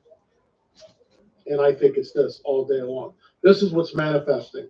So it's actually not either or. It's actually both and, because we know Apophis and other interstellar bodies or whatever are flying by the planet all the time. But this is the game changer. This is the game changer because it goes right along with the neo-Darwinists who insist that we were seeded here by an advanced race of extraterrestrials. That all-encompassing paradigm is called panspermia. That all life was seeded here from an advanced race of extraterrestrials. So the neo-Darwinists are already on board with that because they realize that the Darwinian theory just doesn't hold water because of the discovery of DNA. They realize that the discovery of DNA is a very, very complex system. I was never here. It doesn't let me load that link for some reason. It loads, but you got to sign in. Complex coding system, and that DNA doesn't really evolve. I mean, mutations are usually very negative when they happen. Yes, now we can go in CRISPR, we can splice things and create chimeras and everything else. But you go back 150 years, nobody's doing this. And with all that said, chimpanzees are still procreating. They're procreating chimpanzees. Not once have we seen anything becoming something else because of the DNA molecular structure. So that's mysterious to many scientists because they realize this just didn't, appear in some primordial slime someplace. It had to have come from somewhere. But of course, the God of the Bible and what we read in the beginning was the Word, and the Word was with God. He was with God in the beginning. All things. No, I've done the same again. I was never here. Won't let you read it. Were made by Him, and without Him was not anything made that was made. So we can believe that, which is the Word, which is the truth, in my opinion, the Word of God, Jesus. Colossians says He's before all things and He holds all things together. He's before all things and He holds all things together. So, and then you've got all the hundreds of prophecies that stack up in the biblical prophetic narrative, which point anybody with a serious study mindset to study the Word has to come away with okay, something's going on here that I don't understand because it's supernatural. It is supernatural. And all those prophecies lead up. And then the whole idea of Jesus and the price He pays for us and the Shroud of Turin. I mean, it's the deepest thing you could possibly ever study on this planet is the Word of God. And I've been doing this for 44 years. In some ways, I've just scratched the surface. So circling back to the whole UFO phenomenon, that's what's manifesting. Now, the late Jim Tetlow and I used to go back and forth 20 years ago. That Jim's idea was it was going to be a Marian apparition false flag that would create the Great Deception. And I said, Jim, I'm not buying that. I believe part of it. I believe it's not either or. It might be both and. The whole Marian apparition thing may kind of dovetail into this. But this is what's manifesting in ways that we've never seen, is the whole UFO phenomenon, to the point where in the halls of Congress, we are talking about it. So it's no longer, fringe. Your government. So let me put it to you this way. It's no longer what L.A. Marzulli says or thinks. You can just forget about me. It doesn't matter. Even though I've been waving my arm for 30 years, your government, the United States government, is telling you that the phenomenon is real, burgeoning, and not going away. Maybe not in those exact words. That's a phrase I coined. But the bottom line is it's real. And this is why Congress is investigating it, to try to get to the bottom of, do we have crashed craft? Do we have bodies from the craft? What does our military know? Who's accountable for any of this? And of course, that gets into the whole deep state and this whole dark shadow government. Right. Now, you had something very interesting, because we on previous shows, and when you're talking about the different realms of disclosure, you're talking about how all of a sudden in the news they're talking about, we're seeing UFOs. For instance, like we've discussed this before on Tucker Carlson when he on his program and he interviewed different people. But you answered something that why Tucker? Why was that? And we are going to get to giants appearing, and we are going to get to how they are predictive programming, even with the Super Bowl and a lot more. But why did they start with that with Tucker? This is conjecture on my part, and you know, when I get into this, people go, well, that sounds like a conspiracy. Well, it may be. I don't know. But why choose Tucker Carlson? Tucker Carlson's audience was, when he was on Fox News, predominantly conservative Christian. I mean, I think that's a fair statement. And so they floated the whole, what I call the first rung on the ladder of disclosure. Commander David Fravor appears on Tucker Carlson's show. Now, I don't know who set that interview up, how it was set up, who called whom on the phone to set it up. But, you know, David Fravor, Commander David Fravor, at that time, to the best of my knowledge, did not have a book. He was, and he's the best of the best of the best. There's no doubt about it. Man's record is impeccable. Former F-18 pilot. I mean, the guy was like the best of the best. I mean, you know, an F-18 is not a sports car. The F-18 costs millions of dollars, and it goes really, really fast and can do all sorts of stuff that if you and I were in that thing, we'd be going, you've got to be kidding me. I mean, this thing is a rocket. Basically, it's a rocket. And the maneuverability of it and what it's able to do is astounding. You just don't sign up in the Air Force and fly an F-18. It just doesn't work that way. You work your way up, and this is why it's the best of the best of the best. It's a very select group of people who get to fly this type of aircraft. And Commander David Fravor's record, as far as I know, is absolutely impeccable. So Commander David Fravor's on Tucker, and it begs the question, you know, who picks up the phone and why now? Why 2017? Why December of 2017 does this happen?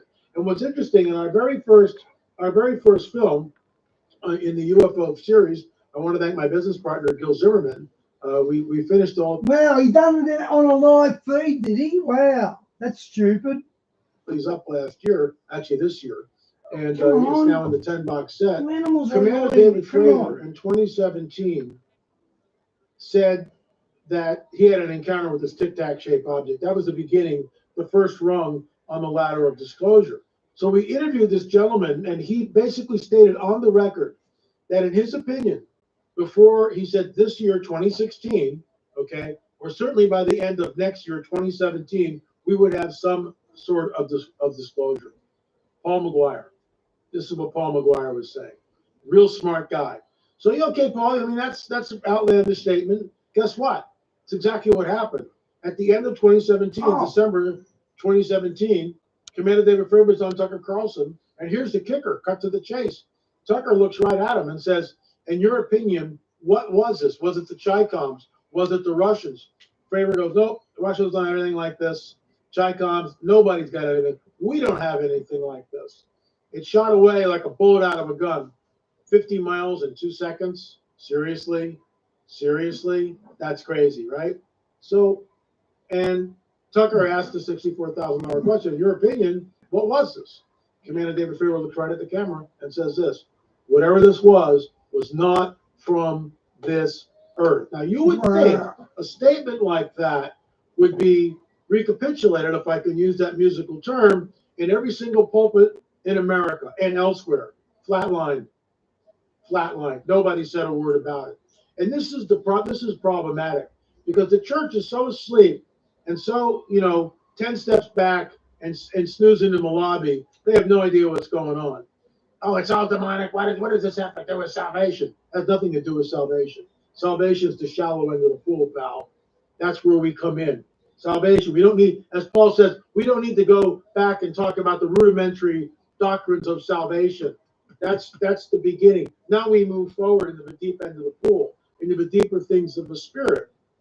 Salvation is important. If you don't know Jesus, you think you know him, but you don't know him, then you don't know him. Ask him into your heart. That's the shallow end of the pool. Yep. That's where we get wet. We start to figure it. But the deep end of the pool is the things that Jesus talks about. Be like the days of Noah. Even the elect would be deceived that were possible. I've never heard of it before, Di. Temu. Men faint from fear from what is coming upon the earth. Paul says, Satan comes with all signs and lying wonders. That's the deep end of the pool. We are here. We are absolutely here. That statement from Commander David Fravor led to the book. It's on my desk somewhere. I don't need to show it to you, but it talked about, disclosure of a 70-year-old cover-up exposed. Finally, after 70 years of this deliberate obfuscation by our government, finally, some of the truth comes out. And you remember on Tucker, they had the tic-tac shaped UFO and also the gimbal. They were showing the gimbal going against the wind. I mean, it's right there. So it's no longer the stuff of coast to coast. And you know, George Norrie's great guy. I mean, I've met him, been on his show a gazillion times. Right, but why Tucker? But why was it? Why did why did Tucker keep on having these different people of explaining aliens, and I mean, why were they disclosing it on him? I think Tucker as a journalist, first of all, and he stated this on the record, that in his opinion, he thinks it's the most important story that in his lifetime. And he's right, it is. It's the most important story. Well, look how young he was there. Are we looking at extraterrestrials or interdimensional entities? Are these friendly space aliens? Are space brothers? Or do they have a very nefarious agenda? Which leads, in fact, to the Great Deception. In my opinion, it is the latter all day long. These are, look, I'm quoting Jacques Vallée, a ufologist. I've never met the man. I would love to. I sent him an email years ago, didn't get a response, and I understand that. That's fine. But his book, Messengers of Deception, is a must-read. These entities, and I said this way back over 25 years ago, in the very first book published by Zondervan at the time. We have the rights back to it, the Nephilim trilogy. 3 books. It's all fiction, but it's based on lots of research. And I stated in that book, why come millions and millions of light years away or whatever to tell us that Jesus isn't God? Why not give us the cure to cancer?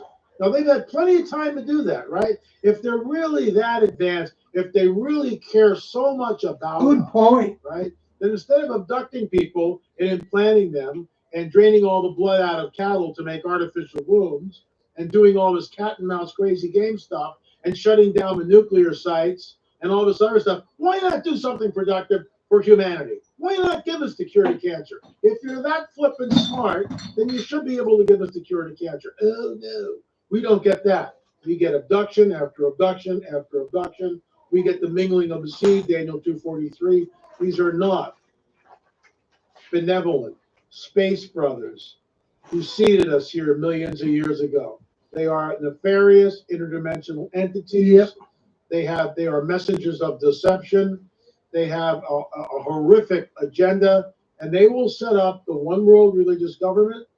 I'm sorry, the one world religious system and the one world global government, which, by the way, is prophesied in the guidebook of the supernatural, i.e., our Bibles. Right, which, when you were talking about why a lot of churches avoid all of this, well, a lot of churches don't even talk about the end times anymore. So there's that, but I thought it was interesting when you were saying, as far as why Tucker, because most Christian conservatives don't believe in life outside of Earth. But I believe that this is just going to deceive even more Christians because first of all, I'm hearing, believe it or not, I'm hearing some Christians say, you know what, there is life, on other planets, and you know what, we're going to end up witnessing to them, and they'll get saved. I'm telling you, I'm hearing some, yeah, right. And then, of course, the Catholic Church, we've heard the Pope saying, well, we're going to baptize them. So, I mean, there's something really, really up. Now, can you show about the Super Bowl and explain all that? Because this is very recent. This was in 2024, and with the predictive programming, can you explain all of that? This is called Hello Down There. It was run in the 2024 Super Bowl halftime show, I believe, but it's 1 minute and 30 seconds long. Super Bowl ads cost millions and millions and millions of dollars, and the production value on this is through the roof. Look at the extras, look at the shots, look at the zoom shots, look at the graphics. I mean, this is millions of dollars that they spent on this thing. In my opinion, it's predictive programming all day long. Watch what this does, and then we'll talk about it. Here we go.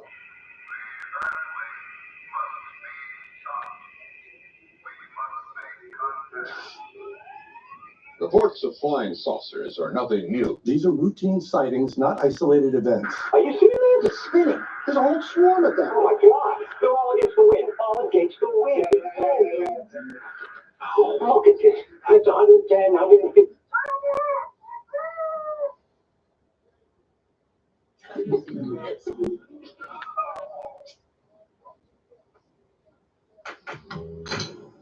Oh, good time to put an ad in. How do you do yours? With goals like this. What? And mate. You'll love cruising with Princess. Save up to 25%. Plus get up to... There was an historic hearing today on Capitol Hill and an unprecedented bipartisan push for UFO transparency. とにかく、まず今日はカマカについてクリエイティブでビューティフルなコラボレーションをしている。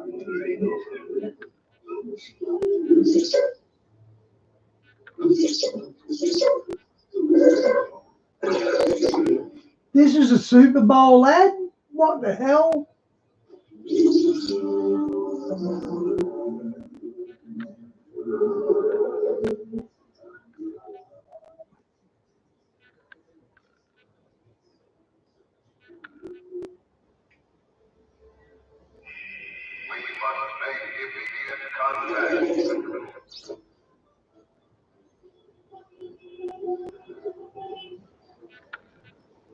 I told you to take Broadway. This always happens. So everybody's on their goofy cell phone. Go to the airports. I mean, we're at the airport 2 or 3 times a month. Yes, slave to it. Everybody's like this. They're on their stupid iPhones all day long. Everybody's looking down. So, you know, the woman is seeing, you know, historic thing on the extraterrestrials, blah, blah, blah. She doesn't want to see that. She scrolls over to the cat clawing the toilet paper. That makes her happy. What they're saying here is the little diner in New Mexico or Texas, New York City, Paris, France, and Japan. It's a global event. That's what they're telling us. At the very end, you get a website makes it real, Squarespace. You get that for less than 5 seconds. I mean, you don't even know what they're advertising for, crying out loud, right? This is deliberate. This is predictive programming. Yeah. This is the coming great deception.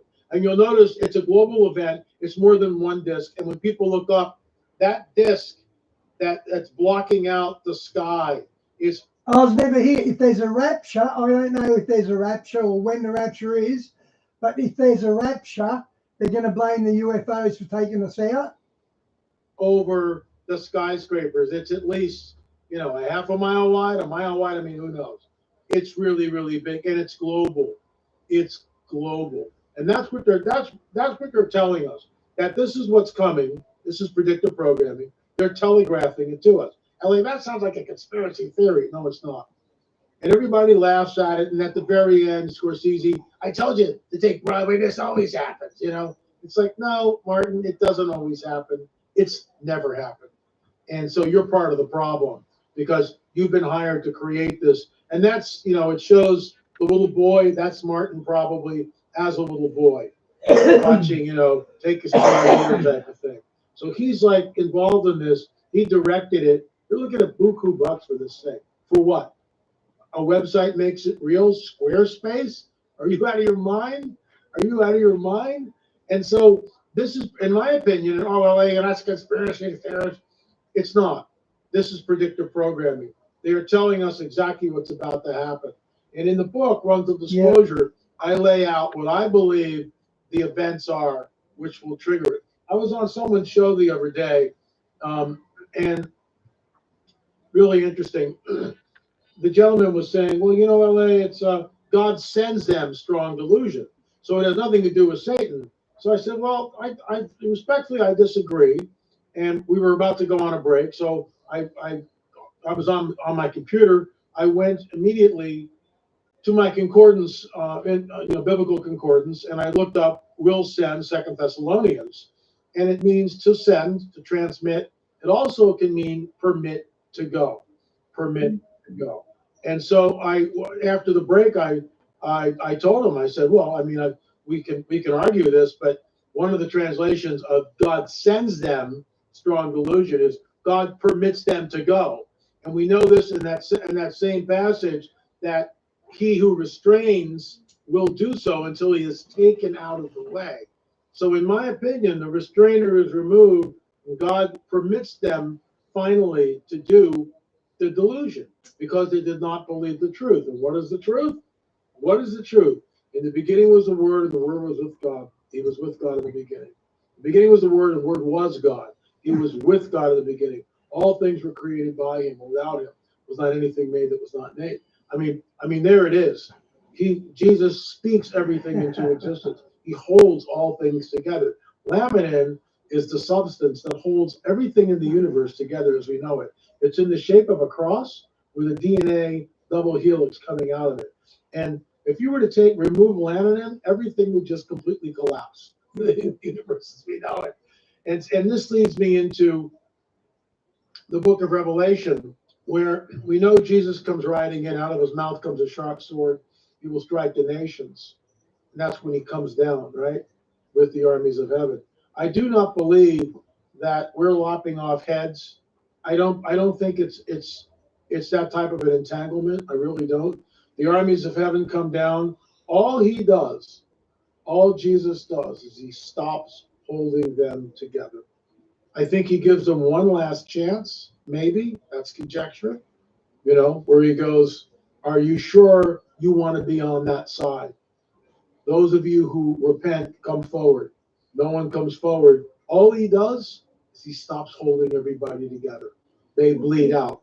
They just bleed out right there on the battlefield of Armageddon. No one's lopping off heads like Lord of the Rings. He just stops holding them together. They bleed out. There's your prophecy fulfilled. Blood going up to the bridle. That makes more sense than what other people have said. So, yeah. All right, LA, and the Super Bowl spot, I found it interesting that they also showed elongated skull entity. Yes. And of course, Yes. you have those in the background. Yes. Now some people who have seen you on my program who didn't know about how you've gone to like Peru and all these different places of seeing these giant skulls. Okay, but you broke the story of a giant that was in Afghanistan, and you had threats against you from a government agent. Can you just tell that whole story? Because I think, and there's people have been seeing giants. So yeah, can you explain that story about the Afghanistan? This was circa 2015, 2016, somewhere in there. Richard Shaw and I did a film where a gentleman who was in the armed forces came on the record and stated that he killed a giant at least 12 feet tall in Afghanistan. Since then, we've had other people. So we had two witnesses in the film, the shooter and a gentleman who was also stationed in the Kandahar province at the one base. And the rumor was around, everyone knew about it, but you weren't supposed to talk about it. So you have two witnesses. So, the powers that be can stand up and jump up and down and tell us that we're making this stuff up. Since then, I had another witness, and I won't say anything more than he's just another witness. He or she is just another witness. And this person basically stated that we talk shop off the record for probably a half an hour. We just talk shop. And this person knew stuff that only I knew and vice versa. So it corroborated the story. 3. 4, I had a gentleman on my show on YouTube whose grandmother was a witch at the Kandahar province. No way. At the same place where the Giant's Cave was. And she, as a witch, would take goats and stake them out so the giants would stay there and not bother the village. But what do you do with that? There's 4 witnesses. They're all lying. They're all lying. So I was in Dallas. There were death threats against me. There was in the parking lot, there was a elevated platform where, with the house on top of it, like a scissors lift. So it goes up and it gives the policeman up there complete view of the parking lot. I had 2 plainclothesmen follow me the entire weekend while I was there. because of the death threats. And then I had a guy from the deep state who flashed his badge and told me that the reason why he was here was because of our work on the Kandahar Giant. And he threatened me 3 different ways. The first way he threatened me was, what kind of cell phone do you have? Well, I have an iPhone. Is it encrypted? No, it's not. Well, they can find on that when they come to arrest you. Which is why I go public with this. You're welcome to look at my phone anytime. I never have and never will. That's an abomination. That's evil. That is so evil. It's ridiculous. So that. But they put it on your phone. Wow. That's the first threat. The second threat is, what kind of car do you drive? At that time, I drove a 1990 Mercedes-Benz SL 500, which I bought for $8,000 and restored. Love the car. It's a go-kart. So he said, well, we can make it so the car can have an accident like that. Wait, what year was your car again? It was a 1990 Mercedes SL 500. So at that time, it's already like, 25 years or 30 years old or whatever. I mean, it's old, 25 years old. Wait a minute. Okay, I'm sorry. I've got to park here for a second. Nobody would have thought they had any technology to do anything with a car that old. No, but they had a computer in it. Even from back then. It did have, 1990 had a computer. Okay, go on. I'm so sorry. I burned in the fire, so I upgraded to a 2005 Mercedes-Benz SL 500, which I paid, I think, $12,000 for. It had like 68,000 miles. It's just such a great car to drive. It's a go-kart. So people, he drives a Mercedes-Benz. Well, how much did you spend on your goofy F-150 Ford pickup truck? 40 grand, right? I spent $12,000. So let's and up here in the Santa Monica Mountains, I mean, it's the car of choice. And every time I'm in there, I'm digressing here, but I mean, I love the car. It's an adventure. For those of you who love automobiles, and I got this from Richard Shaw and my friend Bob Ulrich, they were the ones that ushered me into a love of fast cars. I used to drive a goofy station wagon. I could care less. And Richard, I guess I'll tell you the story. So we're going to film somebody for our Watcher series, and I'm in Richard's Jaguar. I'm in Richard's Jaguar. We're going down the 405, and I'm in the passenger seat, and Rick is like weaving in and out of traffic, the way Rick would do. And I'm sitting there going like, you're really a good driver. He goes, thanks, Eli. And I go, and this car is like incredibly comfortable.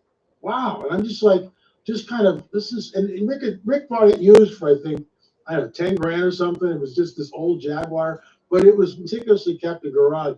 And all of a sudden the light bulb goes off, and I go, wow, what have I been missing all these years? Between Bob Ulrich's love of cars and Richard's, you buy these things, you can pick them up for pennies on the dollar. No way I can afford a new one, but you can get a used one.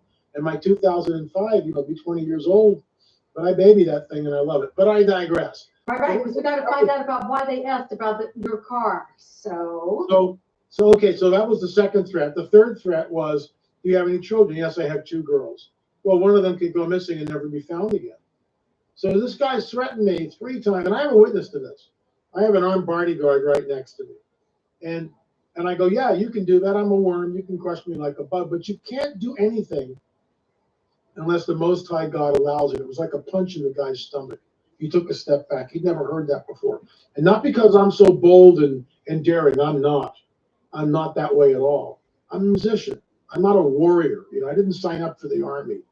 I detest violence and all that stuff. I just, I recoil from it. But I will defend my family. End of story. And I'm prepared to do that. So about a month and a half, 2 months later, I'm driving in the 1990 go-kart up one of the canyons. I'm making a sharp left turn. I'm doing about 55, 60 miles an hour. All of a sudden I hear poof, like this. And what's that? This all happens, as you're doing 55, 60, the car is moving very quickly.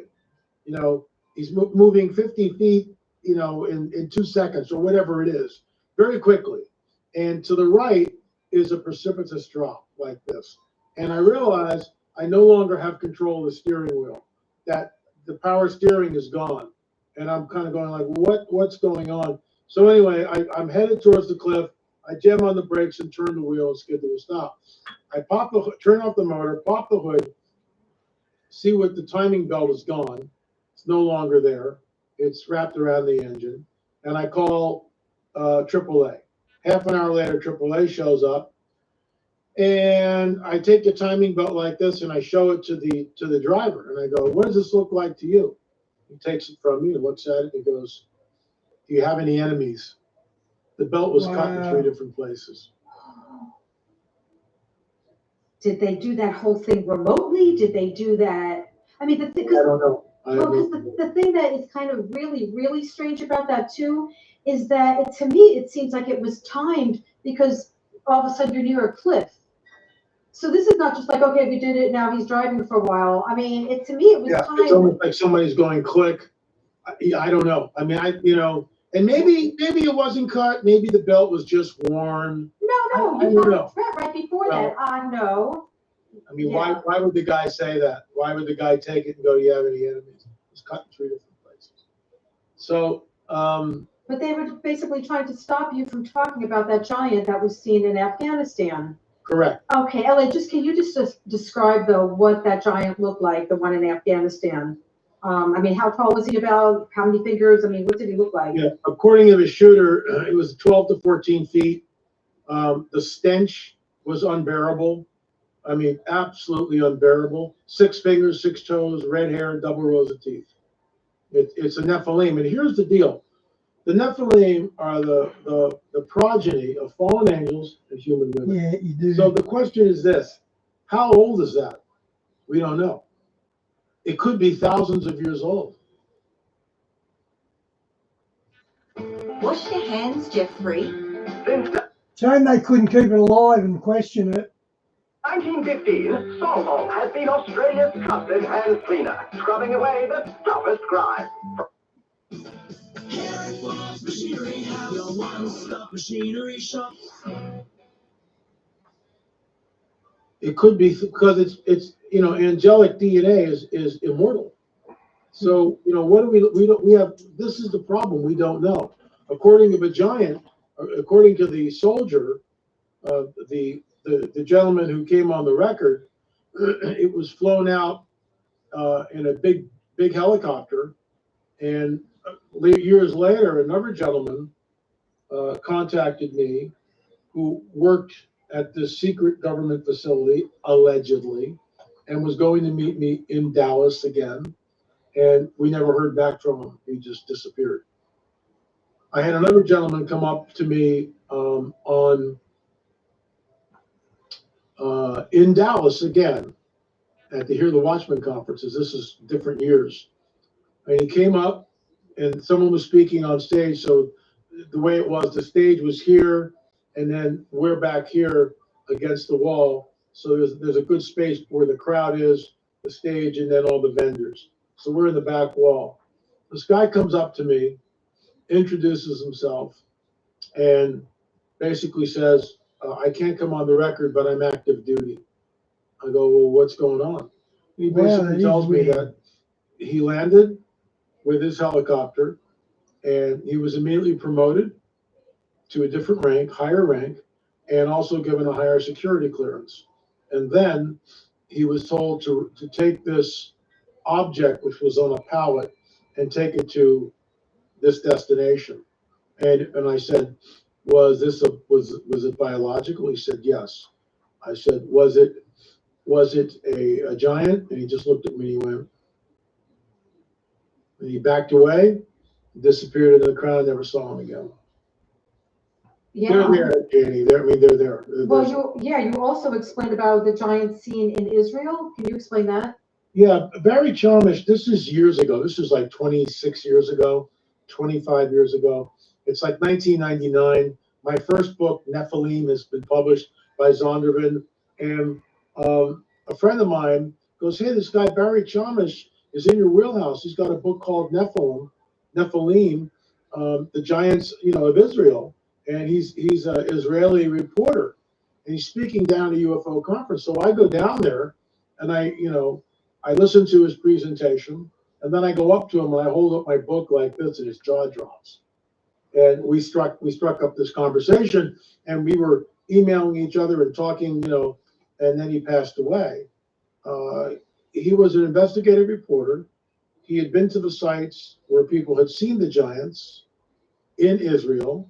He'd seen the footprints, giant footprints, fresh footprints, with his own eyes, and this is why he wrote his book. Now, I used to have it in my library. My library is no longer here. It burned to me in the 2018 fire. This is the 6-year anniversary, by the way. So, yeah.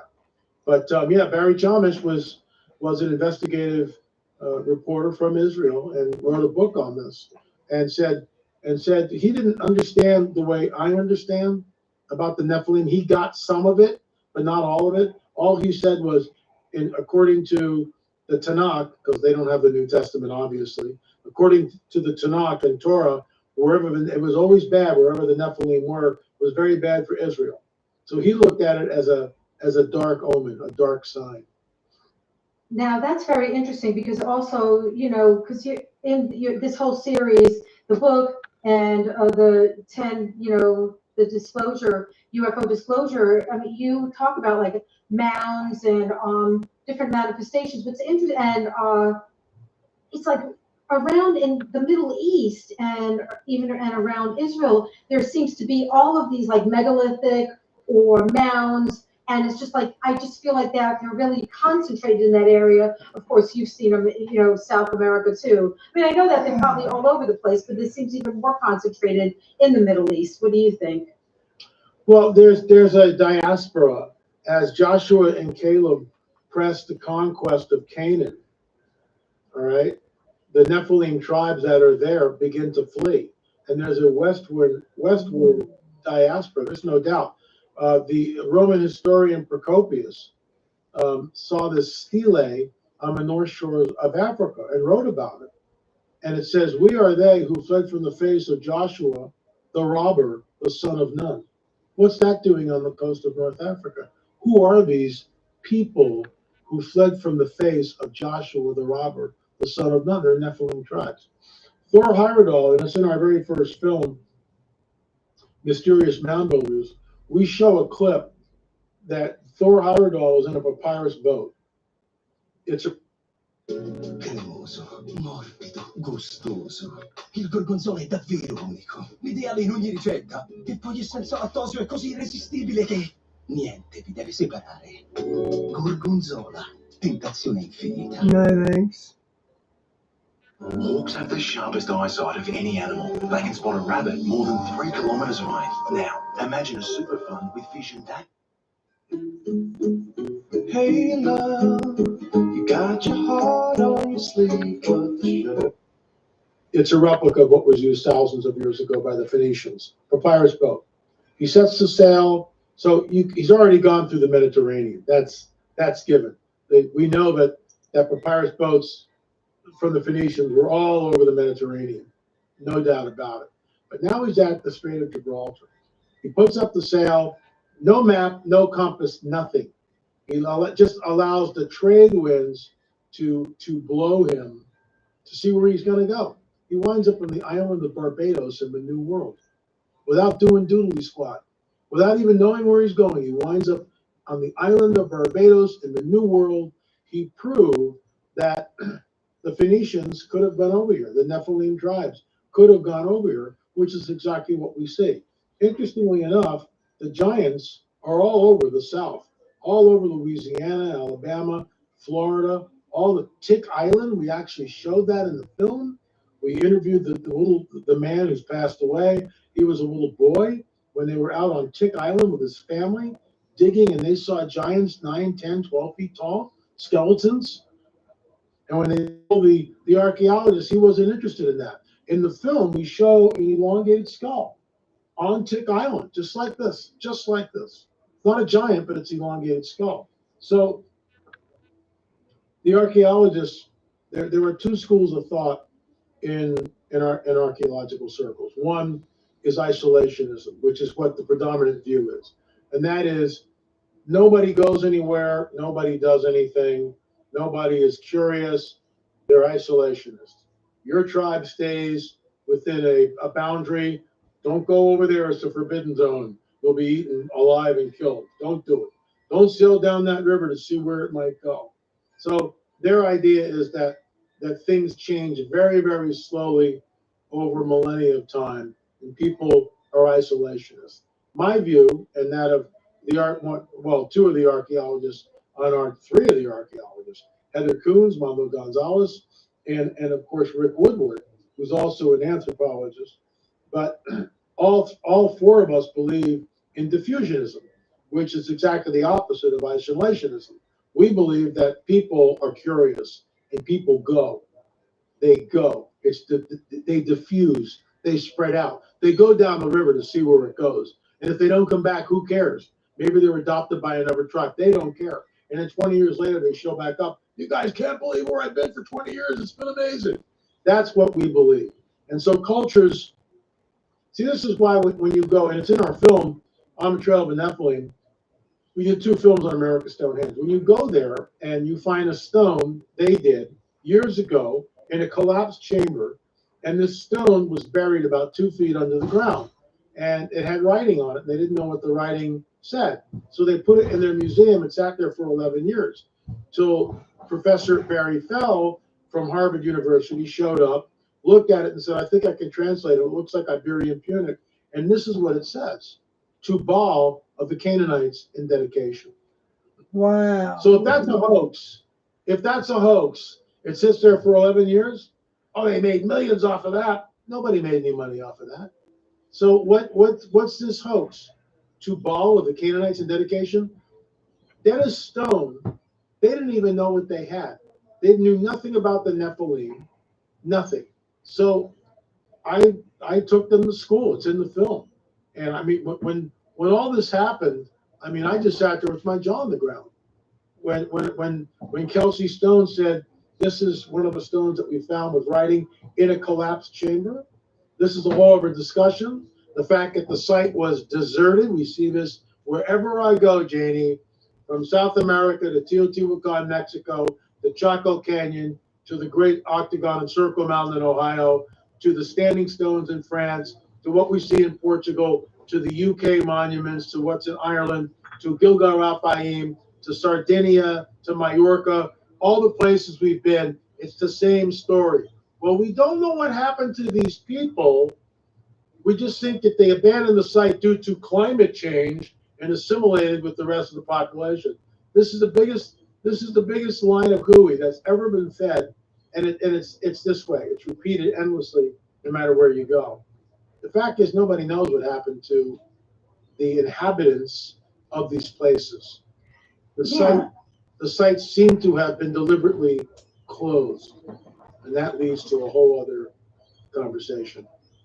Well, again, I find it very odd that people have and military have seen these giants. And now, did you say, not on this program, but I've heard you say before, like some of them appear and disappear,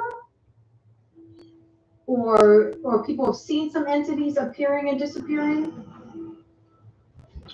According to one witness that I spoke, who engaged with these things, they have the ability to go like this, appear and disappear, and then appear again. So they're here, they disappear, and then they appear over here, that type of thing. Now, what is that footage I saw that you had of them appearing, something appearing? That is Scott Carpenter's video, and he's passed away now. He's no longer with us. Very young. That's another discussion. Scott would walk in the wilderness looking for Sasquatch. He would have a camera with its lens pointing behind him like this. So, and it would be hidden. So he's got a backpack on, there's the camera, and it's pointing behind him. So as we show the video on our YouTube channel, all of a sudden you see a perfect circle appear on the path. A perfect circle like this. And in that middle of that circle is an entity on one knee with an elongated skull. And it's coming in. It's coming in like this.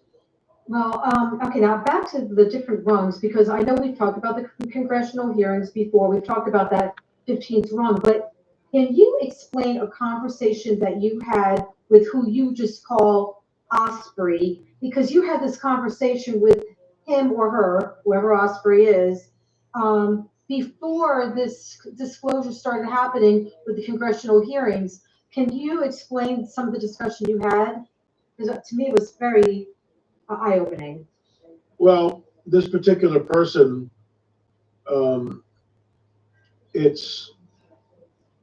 they don't give me anything that's classified. So we're not doing, I'm not getting information that's classified. This person won't do that. Wow. But this person will sort of steer me and say, look at this, look at that, look at this. There is a deep state. This is a very closely, the whole UFO phenomenon is a very closely guarded secret. I mean, there's no doubt about that. Wow. And the idea that Congress wow, I was never here. That's crazy. is trying to look into it, but it's basically essentially a nothing burger. They get so far they can't go. They can't penetrate that wall of secrecy. They can't. They don't even know who to ask. There was a clip that one of the rungs on the ladder, which didn't make it into the book, but it's one of the latter ones. It'll be on the website once I finally get to that. It's Anna Paulina Luna in Congress, and it was on, the whole clip was on Fox News, and all these people were coming out of the hearing. Nothing happened. It was a big nothing burger. We got nowhere. And Anna Paulina Luna is saying, we need to listen to what David Grush is saying. David Grush is saying that these entities are interdimensional. So and the reporter goes, well, interdimensional, what does that mean? And she sort of explains it the best she can. So, Tim Burkett, Christian, looking at all this stuff with the UFOs, realizing that he can't get to the truth either. He comes out of that hearing and goes, we got nowhere. And so the powers that be have the ability to stonewall everything. And this is why it's no longer a government. I'm quoting, one of the representatives comes out of that closed door hearing and says, yeah, we got nowhere. This is no longer our country. We just get to live here. This is a representative. This isn't L.A. Marzulli saying that.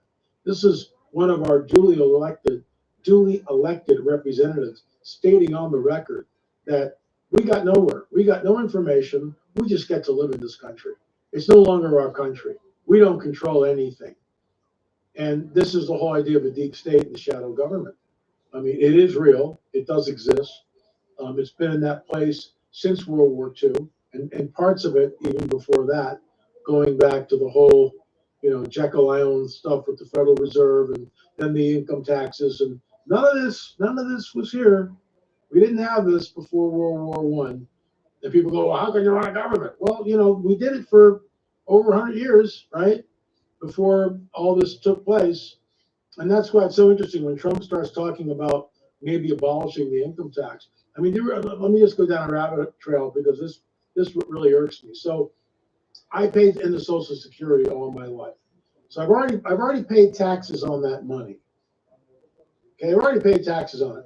But now, when I get my Social Security check, I get to pay taxes on that again. I mean, this is how unfair the whole system is. You would think when you turn 65, they'd go, thanks for putting into the system all these years. Yeah. No more property tax for you. No more income tax for you. You're a legitimate senior. You put your time in. You've been a good citizen. No traffic records, nothing on your record. You've been a stand-up guy. No income tax, no property tax, no state tax. Enjoy your retirement. But that's not what they do. They just put the screws to you all the time. Yeah, it's right. Never enough. It's right. Never enough. Right, yeah, and also, by the way, thanks for giving the money because we're going to give it to illegals and pay for their housing and everything. But isn't that unbelievable? Don't get me started on that, or else I'll just Oh, I know. Me too.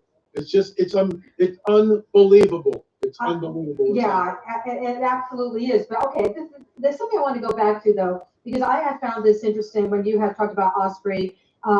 Just that this is like, because this was before the congressional hearings where they did reveal stuff like, and you talk about this with your 15th rung, and they do say that these are non-human biologics that were recovered. I mean, I know that there they're regulating what should be said and what should not be said. But that all happened. That was 2023. When you had the conversation with Osprey, he was kind of warning you that they would start with these congressional hearings and start revealing more information. So I found that interesting. Now, another wrong that you've talked about is the fourth wrong, which is the off-world vehicles. Can you explain that one?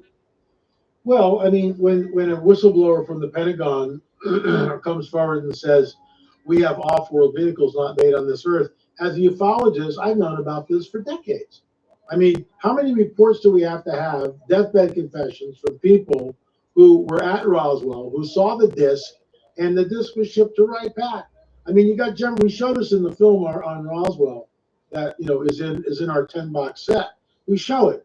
But Gemma Ramey's got a telegram in his hand, and David Rudiak was able to zoom in on that, and computer graphics able to analyze and see what he's got. Disc, bodies retrieved, right pat. So the disc was retrieved, the bodies were shipped to right pat, and the rest is history. Then we've got the deathbed affidavit from Walter G. Hott, who was stationed at Roswell, and I was never here. I think the Bible's banned in something like 54 countries. That's how much they hate the Bible. He had a deathbed. He had a legal document prepared, an affidavit, only to be opened after he was died, after he was dead.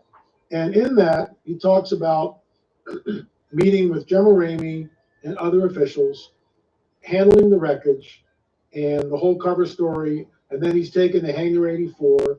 He sees the disc. He sees the bodies under the tarps. Now that's a deathbed confession. I mean, I've had one gentleman who this year, actually January 2024, came up and told a story about his grandmother who worked at Roswell, and a month before she passed away, he went to see her. He's driving around the old Army base. There's nothing left of it, and we were there. We were in Roswell. We actually got into Hangar 84, and we filmed inside Hangar 84. It's in the film. So what was interesting about all this, he's with his grandmother. A month later, she passes away. So this is deathbed time, right? She's going. And he goes, Grandma was, you know, where did they keep the wreckage and the bodies? And without any hesitation, she goes, right there. And they're going by Hangar 84, which is where we got into. And, you know, that's the stuff of lore. But that building looks exactly like it did in 1947, with, of course, repairs and that type of stuff. But it hasn't been upgraded or anything. It looks like it did. And there I am. And you can see it in the film. My mouth was open like, I can't believe I'm like a kid in a candy store. I can't believe I'm actually standing in Hangar 84. The wreckage was taken there. So we know that there were crash retrieval teams. We know that discs were given to us to back engineer. This is the work of Bob Lazar in the 1990s. So for a ufologist like myself, this is all old news. Lazar broke that story where he talked about back engineering the propulsion system at Area 51. I mean, how many times do we need to see this? Gary Schultz, I used to have the picture. I interviewed Gary, and Gary and his wife Pearl, they're out at the mailbox. You can't get there anymore. The federal government bought all the property. But they're up on this area on a Wednesday night, and they're filming a human alien piloted craft. This thing is flying like this. It's just, you can see it. No wings, no tail, no rotor wash, nothing like that. And that's the work of Gary Schultz, who was out there, decades ago, late 80s, early 90s, before the X-Files, before anybody knew about Area 51. So Gary Schultz broke that story. And I mean, there was a quid pro quo. We gave them access to the population. It's like vampire lore, same old thing. We gave them permission to access the population. They gave us the toys, just like the Book of Enoch. Right. They gave the technology. Just the Book of Enoch. Yeah, explain that for some people who don't understand that, right? Because this is alien fallen angel technology given to mankind. Explain that. Yeah, in the book of Enoch, when the fallen angels come down, they want to gain access to the females, and they have to get permission to access the women, and they give us technology. The different fallen angels show us different things. It's a quid pro quo, which is exactly what we see. You know, how many times do we have to Jesus, the days of Noah, the days of Noah, the days of Noah, the days of Noah. And most pastors have no idea, unfortunately, what the days of Noah really entail. Well, it's a flood. Why the flood, sir? You know, you weren't taught that in seminary. You were taught the Sethite theory, which just falls and collapses of its own weight. Genesis 3:15 is the gateway to the biblical prophetic narrative. In the book, I go overboard on making sure that the reader understands that Genesis 3:15 is crucial. Without an understanding of it, you can't get to where we are now. And it's not taught in seminary. And seminarians are said, whatever you do, don't read the book of Enoch. Jude, who is Jesus' half brother, quotes from the book of Enoch. Why would he do that? You don't quote from something unless it's part of your wheelhouse. You don't do that, which means this is conjecture that more than likely Jesus' entire household knew the book of Enoch really well. You keep one book out of the people's hands, the book of Enoch, because it explains what's going on with the seed war. You keep one passage away from the pastors so they never understand the entire biblical prophetic narrative. Genesis 3:15. I got that from Gary Stearman, who taught on it at the Nephilim Mounds Conference years ago. It changed everybody's, it was a missing piece in all of our theology, all of our Nephilim studies. And Gary brought that to the cable, Gary Stearman. It's all about the seed. And since then, I've been banging that drum ferociously, if I can use that word. And that's why in the book, Rungs of Disclosure, there's a whole chapter on the Genesis 3:15 narrative. Because if we don't get that right, we don't get the rest of the Bible. And here's something to think about. Harvard and Yale used to be bastions of Christian thought in this country. They are no longer bastions of Christian thought. So how did it change? Well, it's really simple. You just stack the deck with liberal professors who no longer believe in the biblical prophetic narrative, who scoff at it, who poo-poo it and put it down. And 100 years later, this is what you wind up with. Complete anarchy, complete Looney Tunes, socialism, communism. But I digress. Do the same thing with seminaries. Bring in theologians who do not believe in Genesis 3:15, who have an Augustinian theological worldview where there really is no supernatural and angels can't procreate. Oh, that can't possibly happen. Why would God allow that? And so seminarians come out. They're good men. They want to pastor their flock. They love people, but they don't have the key to the biblical narrative, which is Genesis 3:15. Because when you get to the Tower of Babel, what are we looking at? When you get to Abraham and the Nephilim kings that he goes against, let me just read this to you. This will blow your mind. This is Abraham. Where is it now? Hold on. Yeah. Abraham passed through the land of the place Shechem as far as the terebinth tree, and the Canaanites were in the land. Listen to this. And there was strife between the herdsmen of Abraham's livestock and the herdsmen of Lot's livestock, the Canaanites and the Perizzites that dwelt in the land. And Abraham goes after the five kings, and it's in the Genesis 6 account, and the Genesis account, and it's mind-boggling because he goes against these guys, and they're all Nephilim. But unless you know the Nephilim, when you get there, you don't know what's going on. When you get to Sodom and Gomorrah, when we read Sodom and Gomorrah, the God of the Bible is some, from the flood to the Tower of Babel to Abraham to the destruction of Sodom and Gomorrah, finally the conquest of Canaan. Well-meaning men like Richard Dawkins, even though he's a Darwinist, looks at that, and I get it from his perspective. How can you possibly believe in this genocidal God of the Old Testament who's killing all these innocent people? Well, they're not innocent, they're soulless. And they're not people, they're hybrid beings who were never supposed to be here. And they have no soul. They have no soul. And the Nephilim who were killed in the flood become the disembodied spirits that wander the earth, i.e. demons. Fallen angels and demons are two totally different entities. Fallen angels are fallen angels. Demons are the progeny of fallen angels and earthly women creating a hybrid known as the Nephilim. See why this is so important? Once we get that, and I got this from my mentor, Dr. I.D.E. Thomas.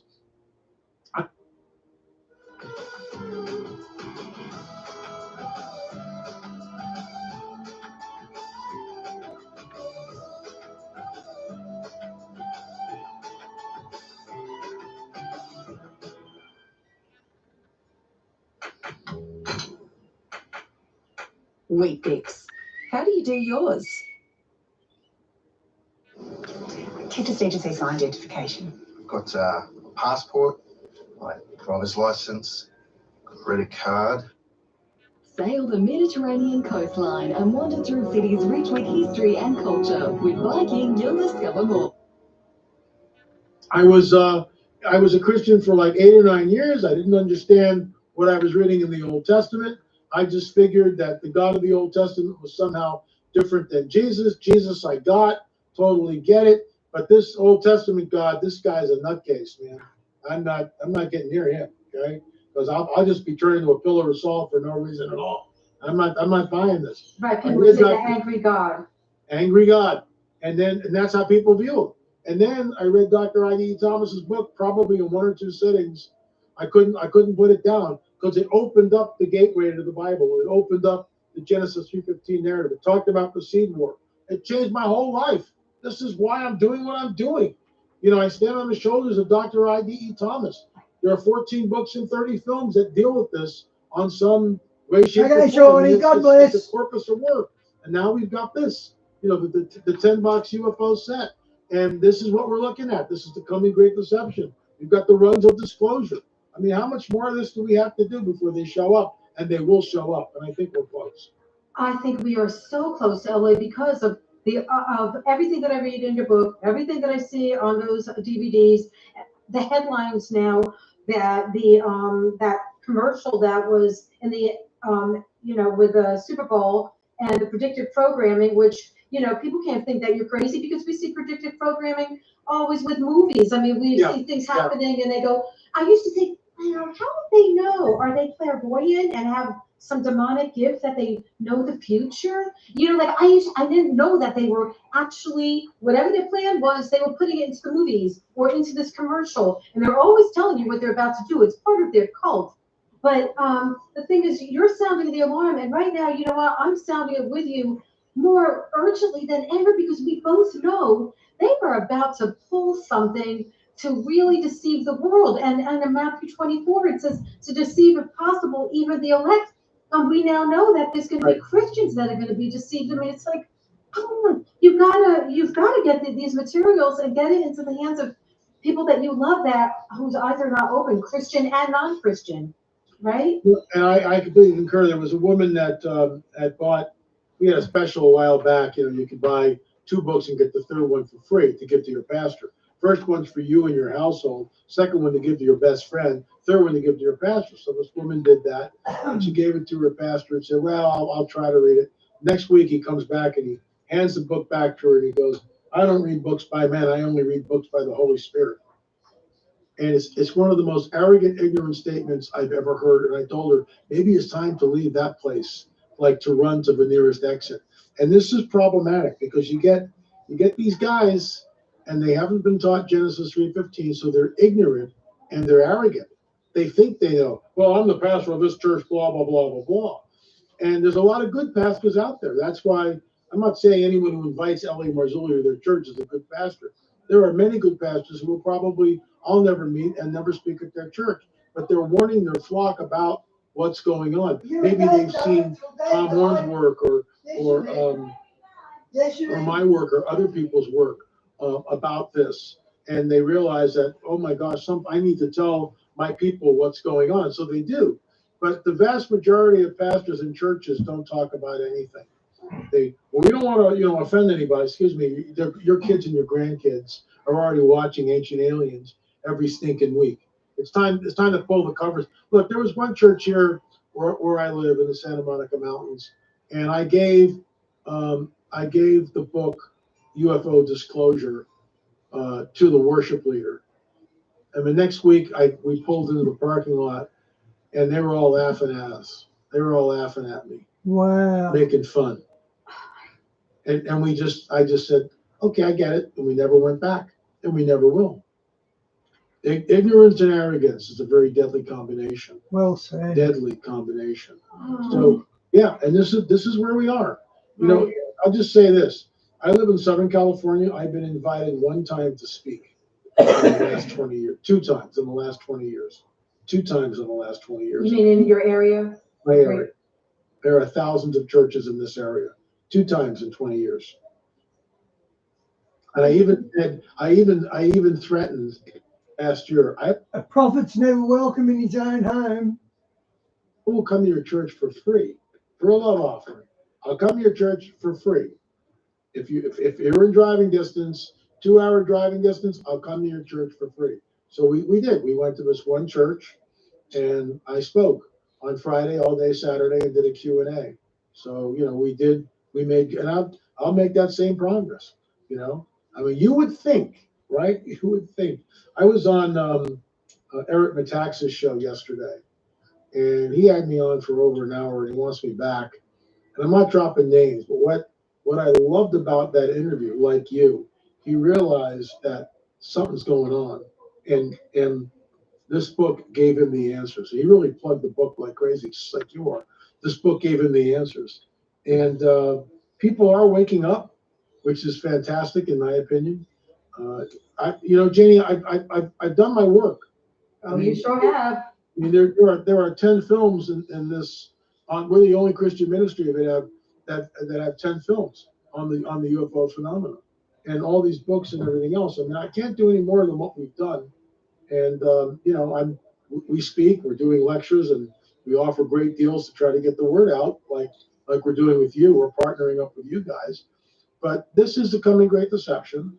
We're on the cusp of it, in my opinion, and I think it's sooner than later. I totally agree, but it's really scary because to me, these churches that you're talking about, how many churches are going to be totally deceived? And you know what, Ellie, I know that you've explained it, but can you just explain it fast for some people who just explained the Genesis 3, that whole of the seed war, just so for someone just to get it in a nutshell. The Genesis 3:15 passage. You've got Adam and Eve over here. They've just sided with the dragon. They know something really traumatic has happened. They are terrified. That's why they're hiding from the Lord. They are terrified. So you got Adam and Eve over here. Over here, you've got the dragon, Satan, Satan, the snake, the Nakash, the shining one. In the center, you've got Jesus, the pre-incarnate Christ, who says to the dragon, your offspring, your seed. Now, you can tap dance around that and do the Texas two-step all you want, but you can't, because what it says is your offspring, your seed, will be at war with the seed, the offspring of the woman. The proto-evangelium, the Messiah, coming from the woman, will crush your head, you will bruise his heel. It's the entire Bible, Janie. That's it. If we don't get that, we don't understand anything else that's going on. The whole Bible, it's like looking at it through a colored lens where you can see the words, but you really can't read what's there. And that's exactly what this is. Because when you get to Noah's flood, and I got there 44 years ago when I first became a Christian, and my Lord Holy Spirit said, now pick up that Bible and start reading, son. So I'm reading Genesis, and I get to the flood of Noah, and I go, what? Why is it? Now, I knew about the flood of Noah, but I never read about it. And I'm 30 years old, reading it really for the first time. And I'm kind of going like, wait a minute. Who is this guy? Why is he destroying? What did they do? What was so bad? And you're not told. All you're told is the Nephilim are on the earth. That's it. And they expect you to know who the Nephilim are, but most people don't. And I certainly didn't. It'd be another 10 years or 8-9 years before I would get back to I.D.E. Thomas's book, which changed my life completely. So that pronunciation, the offspring. So anyone who tells you that angels can't procreate, point them at Genesis 3:15. Then what are we looking at? Your offspring, Jesus says it, your seed, your offspring will be at war with the offspring of the woman. He, the proto-evangelium, the Mashiach, the Messiah, will crush your head, you'll bruise his heel. It's the entire Bible. It's the entire Bible. Absolutely. Get that? And the whole thing opens up. Right. And to me, it totally explains end time prophecy. Can you explain the special offer for my listeners? Folks. Okay, I'll finish off with prophecy with Stan as usual, guys. And just so happens to be doing one on UFOs.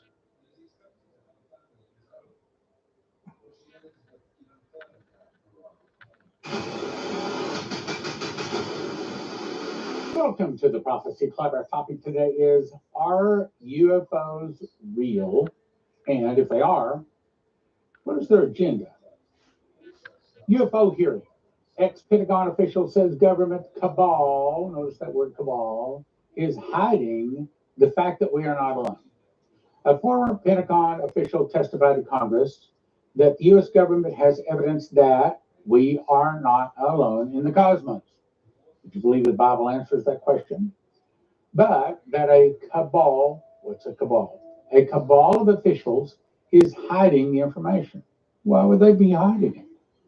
Excessive secrecy has led to grave misdeeds against loyal civil servants, military personnel, and the public, all to hide the fact that we are not alone in the cosmos. Okay, if we're not alone, why would they hide it? I'm going to answer that. Alonso said, later calling the group a cabal. Now, I looked up the definition. I'm going to share that with you. A small cadre within our own government involving the UAP topic has created a culture of suppression and intimidation that I have personally been victim to, he says, along with many of my former colleagues, whistleblowers, who are currently too afraid to come forward about government operations. I believe that we as Americans can handle the truth, and I also believe the world deserves the truth. Okay? Based upon the truth I know, and I'm not going to sit here and say I know it all, but I bet I know more than most people. I'm going to say I don't think Americans can handle the truth. I don't think they can handle it. I think it's going to blow their mind. It's going to blow their worldview. They're going to discover that just about everything in their world is a lie.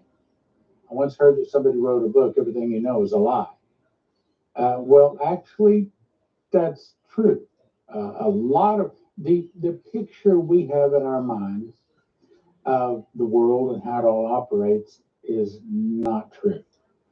Lucifer has been lying to us all for centuries. The hearing is part of a larger effort by lawmakers to investigate UAPs and determine whether elements within the government are lawfully withholding evidence from Congress.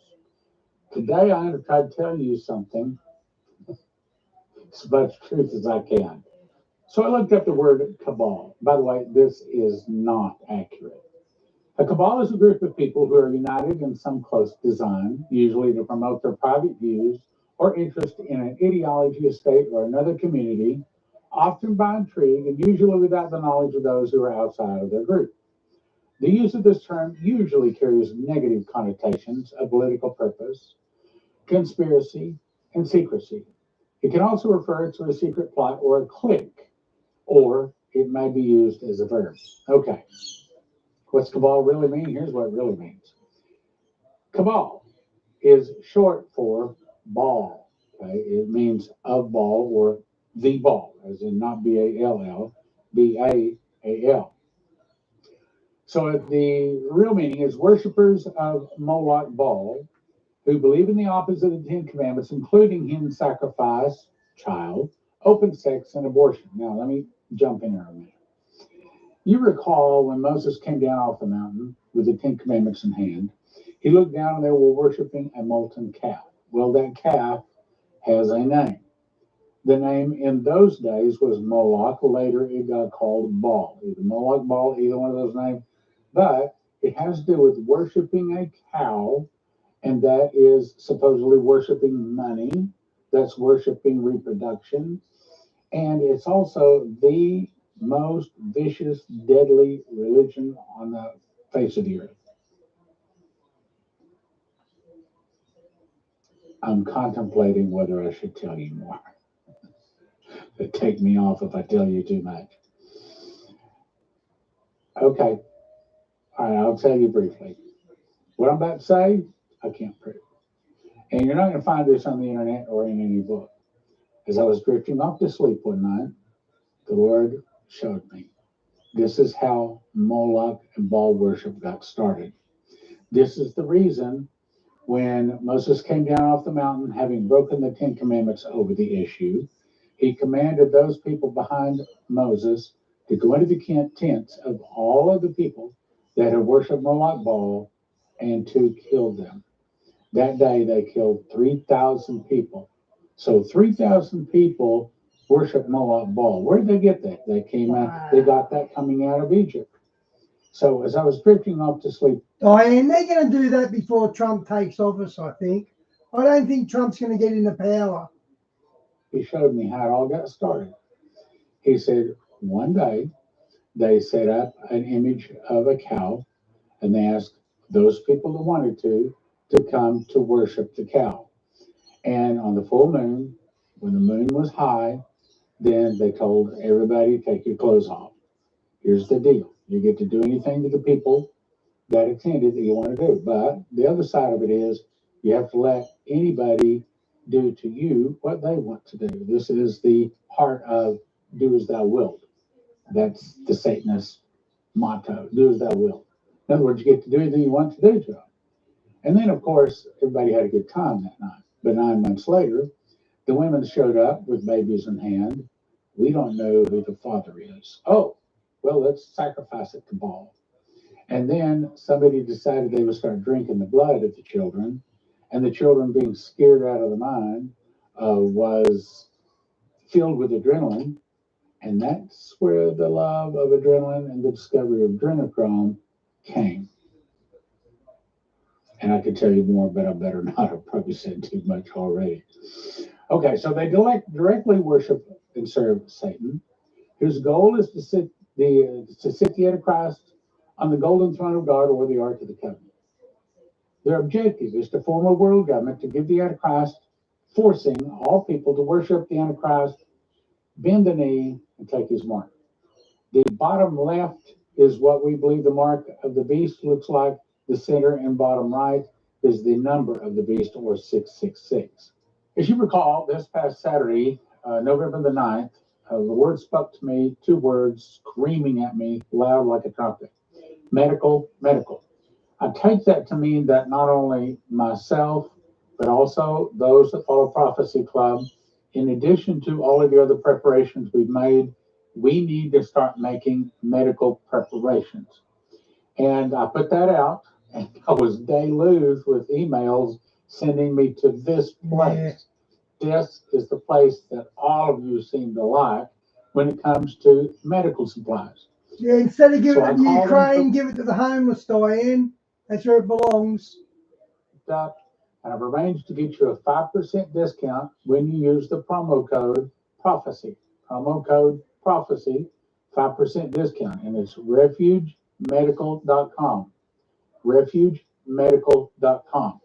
And as you can see, they have all kinds of, here's one of the main things you need to get. It's called a burn bucket.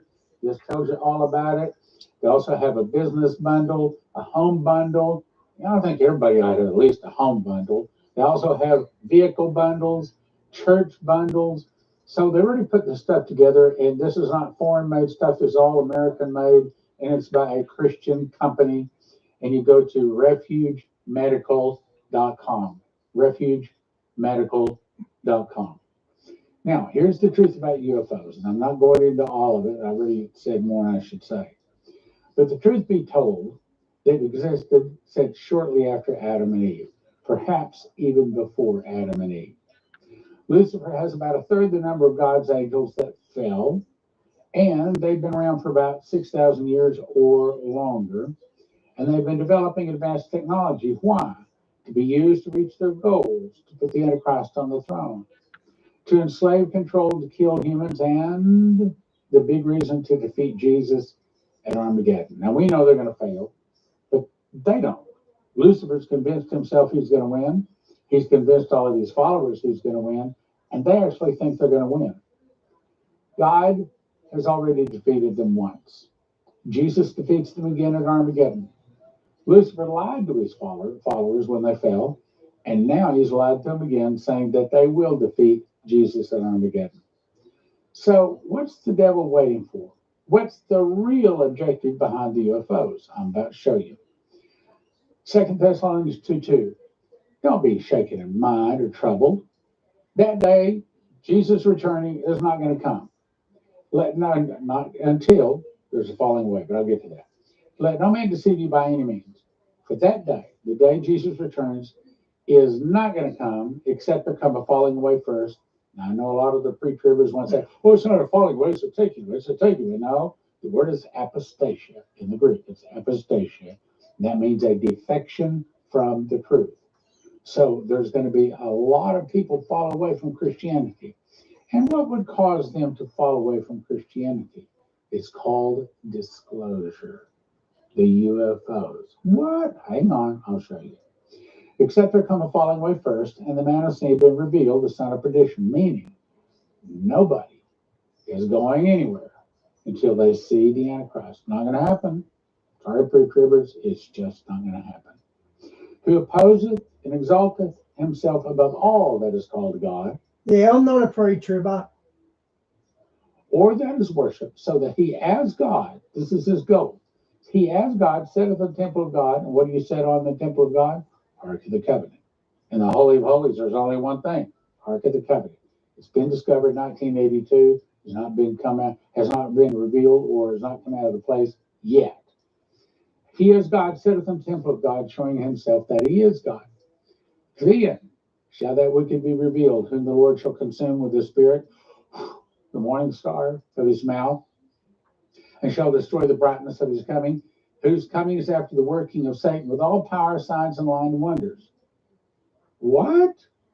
It's saying that Lucifer, before Jesus comes, is going to use all power, signs, and lying wonders. Where do they get those power, signs, and lying wonders? They get it because they've been working on it at least since Adam and Eve, perhaps even before. Advanced technology, our mind cannot even conceive of what they've got. Let me go on. With all deceivableness, what's deceivableness? Deceivableness is when you think you've got the truth, but you don't. As one good saying said, there is one barrier to the truth, and that is the belief that you already have it. And that's the reason it's so hard to convince pre-tribbers that they're wrong, is because they believe they already have the truth. You can't convince me when I believe I already got the truth. Let me go back.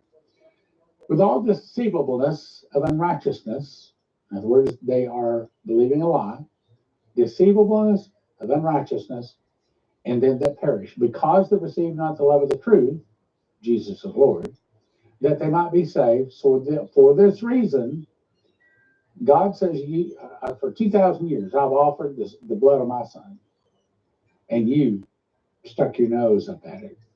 You turned your head. You said no. So, you want to receive the devil? Fine. I'll send you the devil. That's what they do. For this cause, because they've not received Jesus all of these years, for this cause, God will send them a strong delusion. What's the strong delusion? Well, it's so powerful so that they should believe a lie, that they all might all be damned who believe not the truth. In other words, you accept the blood of Jesus. You want Lucifer? I'll give you Lucifer. So what is the disclosure? Disclosure is just this, that Lucifer and all of his fallen ones and all of his Nephilim and all of his other creations he's been able to create, inferior I might add, have all kinds of high technology. Like, for example, the hoverboard. Remember in, Back to the Future, the hoverboard? It's real. UFOs, anti-gravity, free energy, cloaking devices, a lot of stuff you see on Star Trek's all real. Okay? Yeah, I believe And that. one of these days, the strong delusion is the UFOs will just come down. Maybe they'll land on the White House lawn, pop the hatch, and say, here we are. Go on TV, be interviewed. Oh, no, well, we've held off this long because Mankind just wasn't ready for us. But now we're here. We're here to be your friend, and we're here to help you. Like, for example, we've got a med bed, we've got free energy, we've got anti-gravity. We're going to start giving you all of these cures to all of these diseases. And everybody says, well, this is just wonderful. And then after a period of time, and they've got our confidence, then they say, all right, hang on. We keep hearing this thing about this Jesus guy, that he's supposed to be God. No, he's not God. We are the ones that seeded this planet. We made you years ago. You're our creation. And everybody got to worship this guy over here because he's really God. Now, if someone has their feet down in the rock when the winds blow, when the rains come, their house doesn't fall. But if they build their house on sand, some of the God, if they built their house on sand, then when the winds blow and the rains come, their house falls. The whole thing, the reason the UFOs have not been exposed yet, not time. But at the right time, they'll come down. It is my guess that in the next 10 years, we will probably see the disclosure. The UFOs come down. If there is going to be disclosure where they come down like that, it's going to happen this year, next year, not 10 years' time. Pop the hatch. And don't be surprised if they're not small, they're huge, maybe even the size of the moon. I don't know. But it's got all kinds of fantastic technology. Revelation 13:6 says, and he, the Antichrist, makes all people, small and great, rich and poor, free and bond, receive a mark on the right hand or the foreheads. And then no man might buy or sell, save he had the mark in the name of the beast or the number of his name. He wants the worship that God is given freely. He wants to force Good I die. He Good I wants the tell you. world to worship him. That's his objective. And if he can do it by a lie, making all of this high technology revealed, he'll do it. This is what Kim Peters says the mark of the beast looked like. This is what Estonia Lewis says she saw in a dream. Something like that. This is what Leslie was shown, and was confirmed to me that this is what the number of his name looks like. It can vary. It may vary several different ways, but that's in general what we're looking at. Now, I'm about to read a few paragraphs from my book, Miss the Mark, which, by the way, is the #1 selling book that of the 4 I've written. It's easy reading. You can read through it in 3 hours. I wrote it so that you can give this book to a person that worships another God, and they won't be offended. Just ask them to read the first few pages. They'll probably finish the book. And if they finish the book, they will never take the mark of the beast. It shows them what it looks like. Number of the beast, mark of the beast, has it in the book. You can get it at prophecyclub.com. Now, a couple of things from the book. This is word for word straight out of the book. The alien revelation or disclosure. Do not be surprised to see aliens from another planet or other dimensions working with the new society. Do not believe their lies. Expect that they may open contact. They will probably say, we're your friends who are here to help Earth create a new society. Before we go further, your question should be, do aliens exist? Well, the next answer is simple, and yes, they do. Revelation 5, John sees an angel asking all creation the question, who is without sin? Who's worthy to open the seventh seal book of judgment and start the judgment on the earth, which leads to the 7-year tribulation? Notice the following. The scripture lists under the earth. It is saying that the humans on the earth are not alone. Here's the scripture. And I saw in the right hand of him that sat on the throne a book written within and on the backside and sealed with 7 seals. This is the 7 seals book of judgment. The first seal being opened starts the 7-year tribulation. And I saw a strong angel proclaim with a loud voice. He's challenging everybody. Who is worthy to open the book and to loose the seals thereof? No man in heaven, nor on the earth, Now they're under the earth. Earth was able to open the book, neither to look thereon. So don't be fooled. When aliens come from another world, land, some other advanced spaceship, claiming they're from another place, bringing great new technology, new solutions, a new gospel, and a new man God pointing to the beast as the savior of the world, the devil is pulling out all stops. He's going to the bottom of the barrel, using his best deceptions. This is his time to deceive. But we're not going to believe it. We're going to say, we're going to stay with Jesus, the only man who can offer us eternal life for real. Jesus, the only man without sin. The angels of Jesus don't need machines to heal or fly through time or space. Anything that needs machines to heal or fly is not of God. So when they come down UFO, whatever comes out of that UFO, not God. Angels don't need machines to fly. These are demons, devils, liars, servants of Satan. We're not going to be impressed. We should expect the 6,000 suppressed patents and amazing inventions, many of them given to humans, are finally going to be released. Don't be surprised to see the new society offer healing of incurable diseases. They will only be using old technology, which can be transmitted over a distance, using illness, death, or healing people for no apparent reason. The friendly aliens, there are no friendly aliens, give mankind lots of advanced technology, all to convince us they're here to help us, help deceive us into accepting the beast. Telepathic behavior modifications to be used, which includes the ability to induce hypnotic states up to great distances. Anti-gravity, free energy, cancer cures, amazing new discoveries to entice you into joining the new world. The new society, to offer an injection which will correct defects in your body, specifically your DNA, giving you eternal life. As a matter of fact, the Lord told me specifically, do not get in a med bed.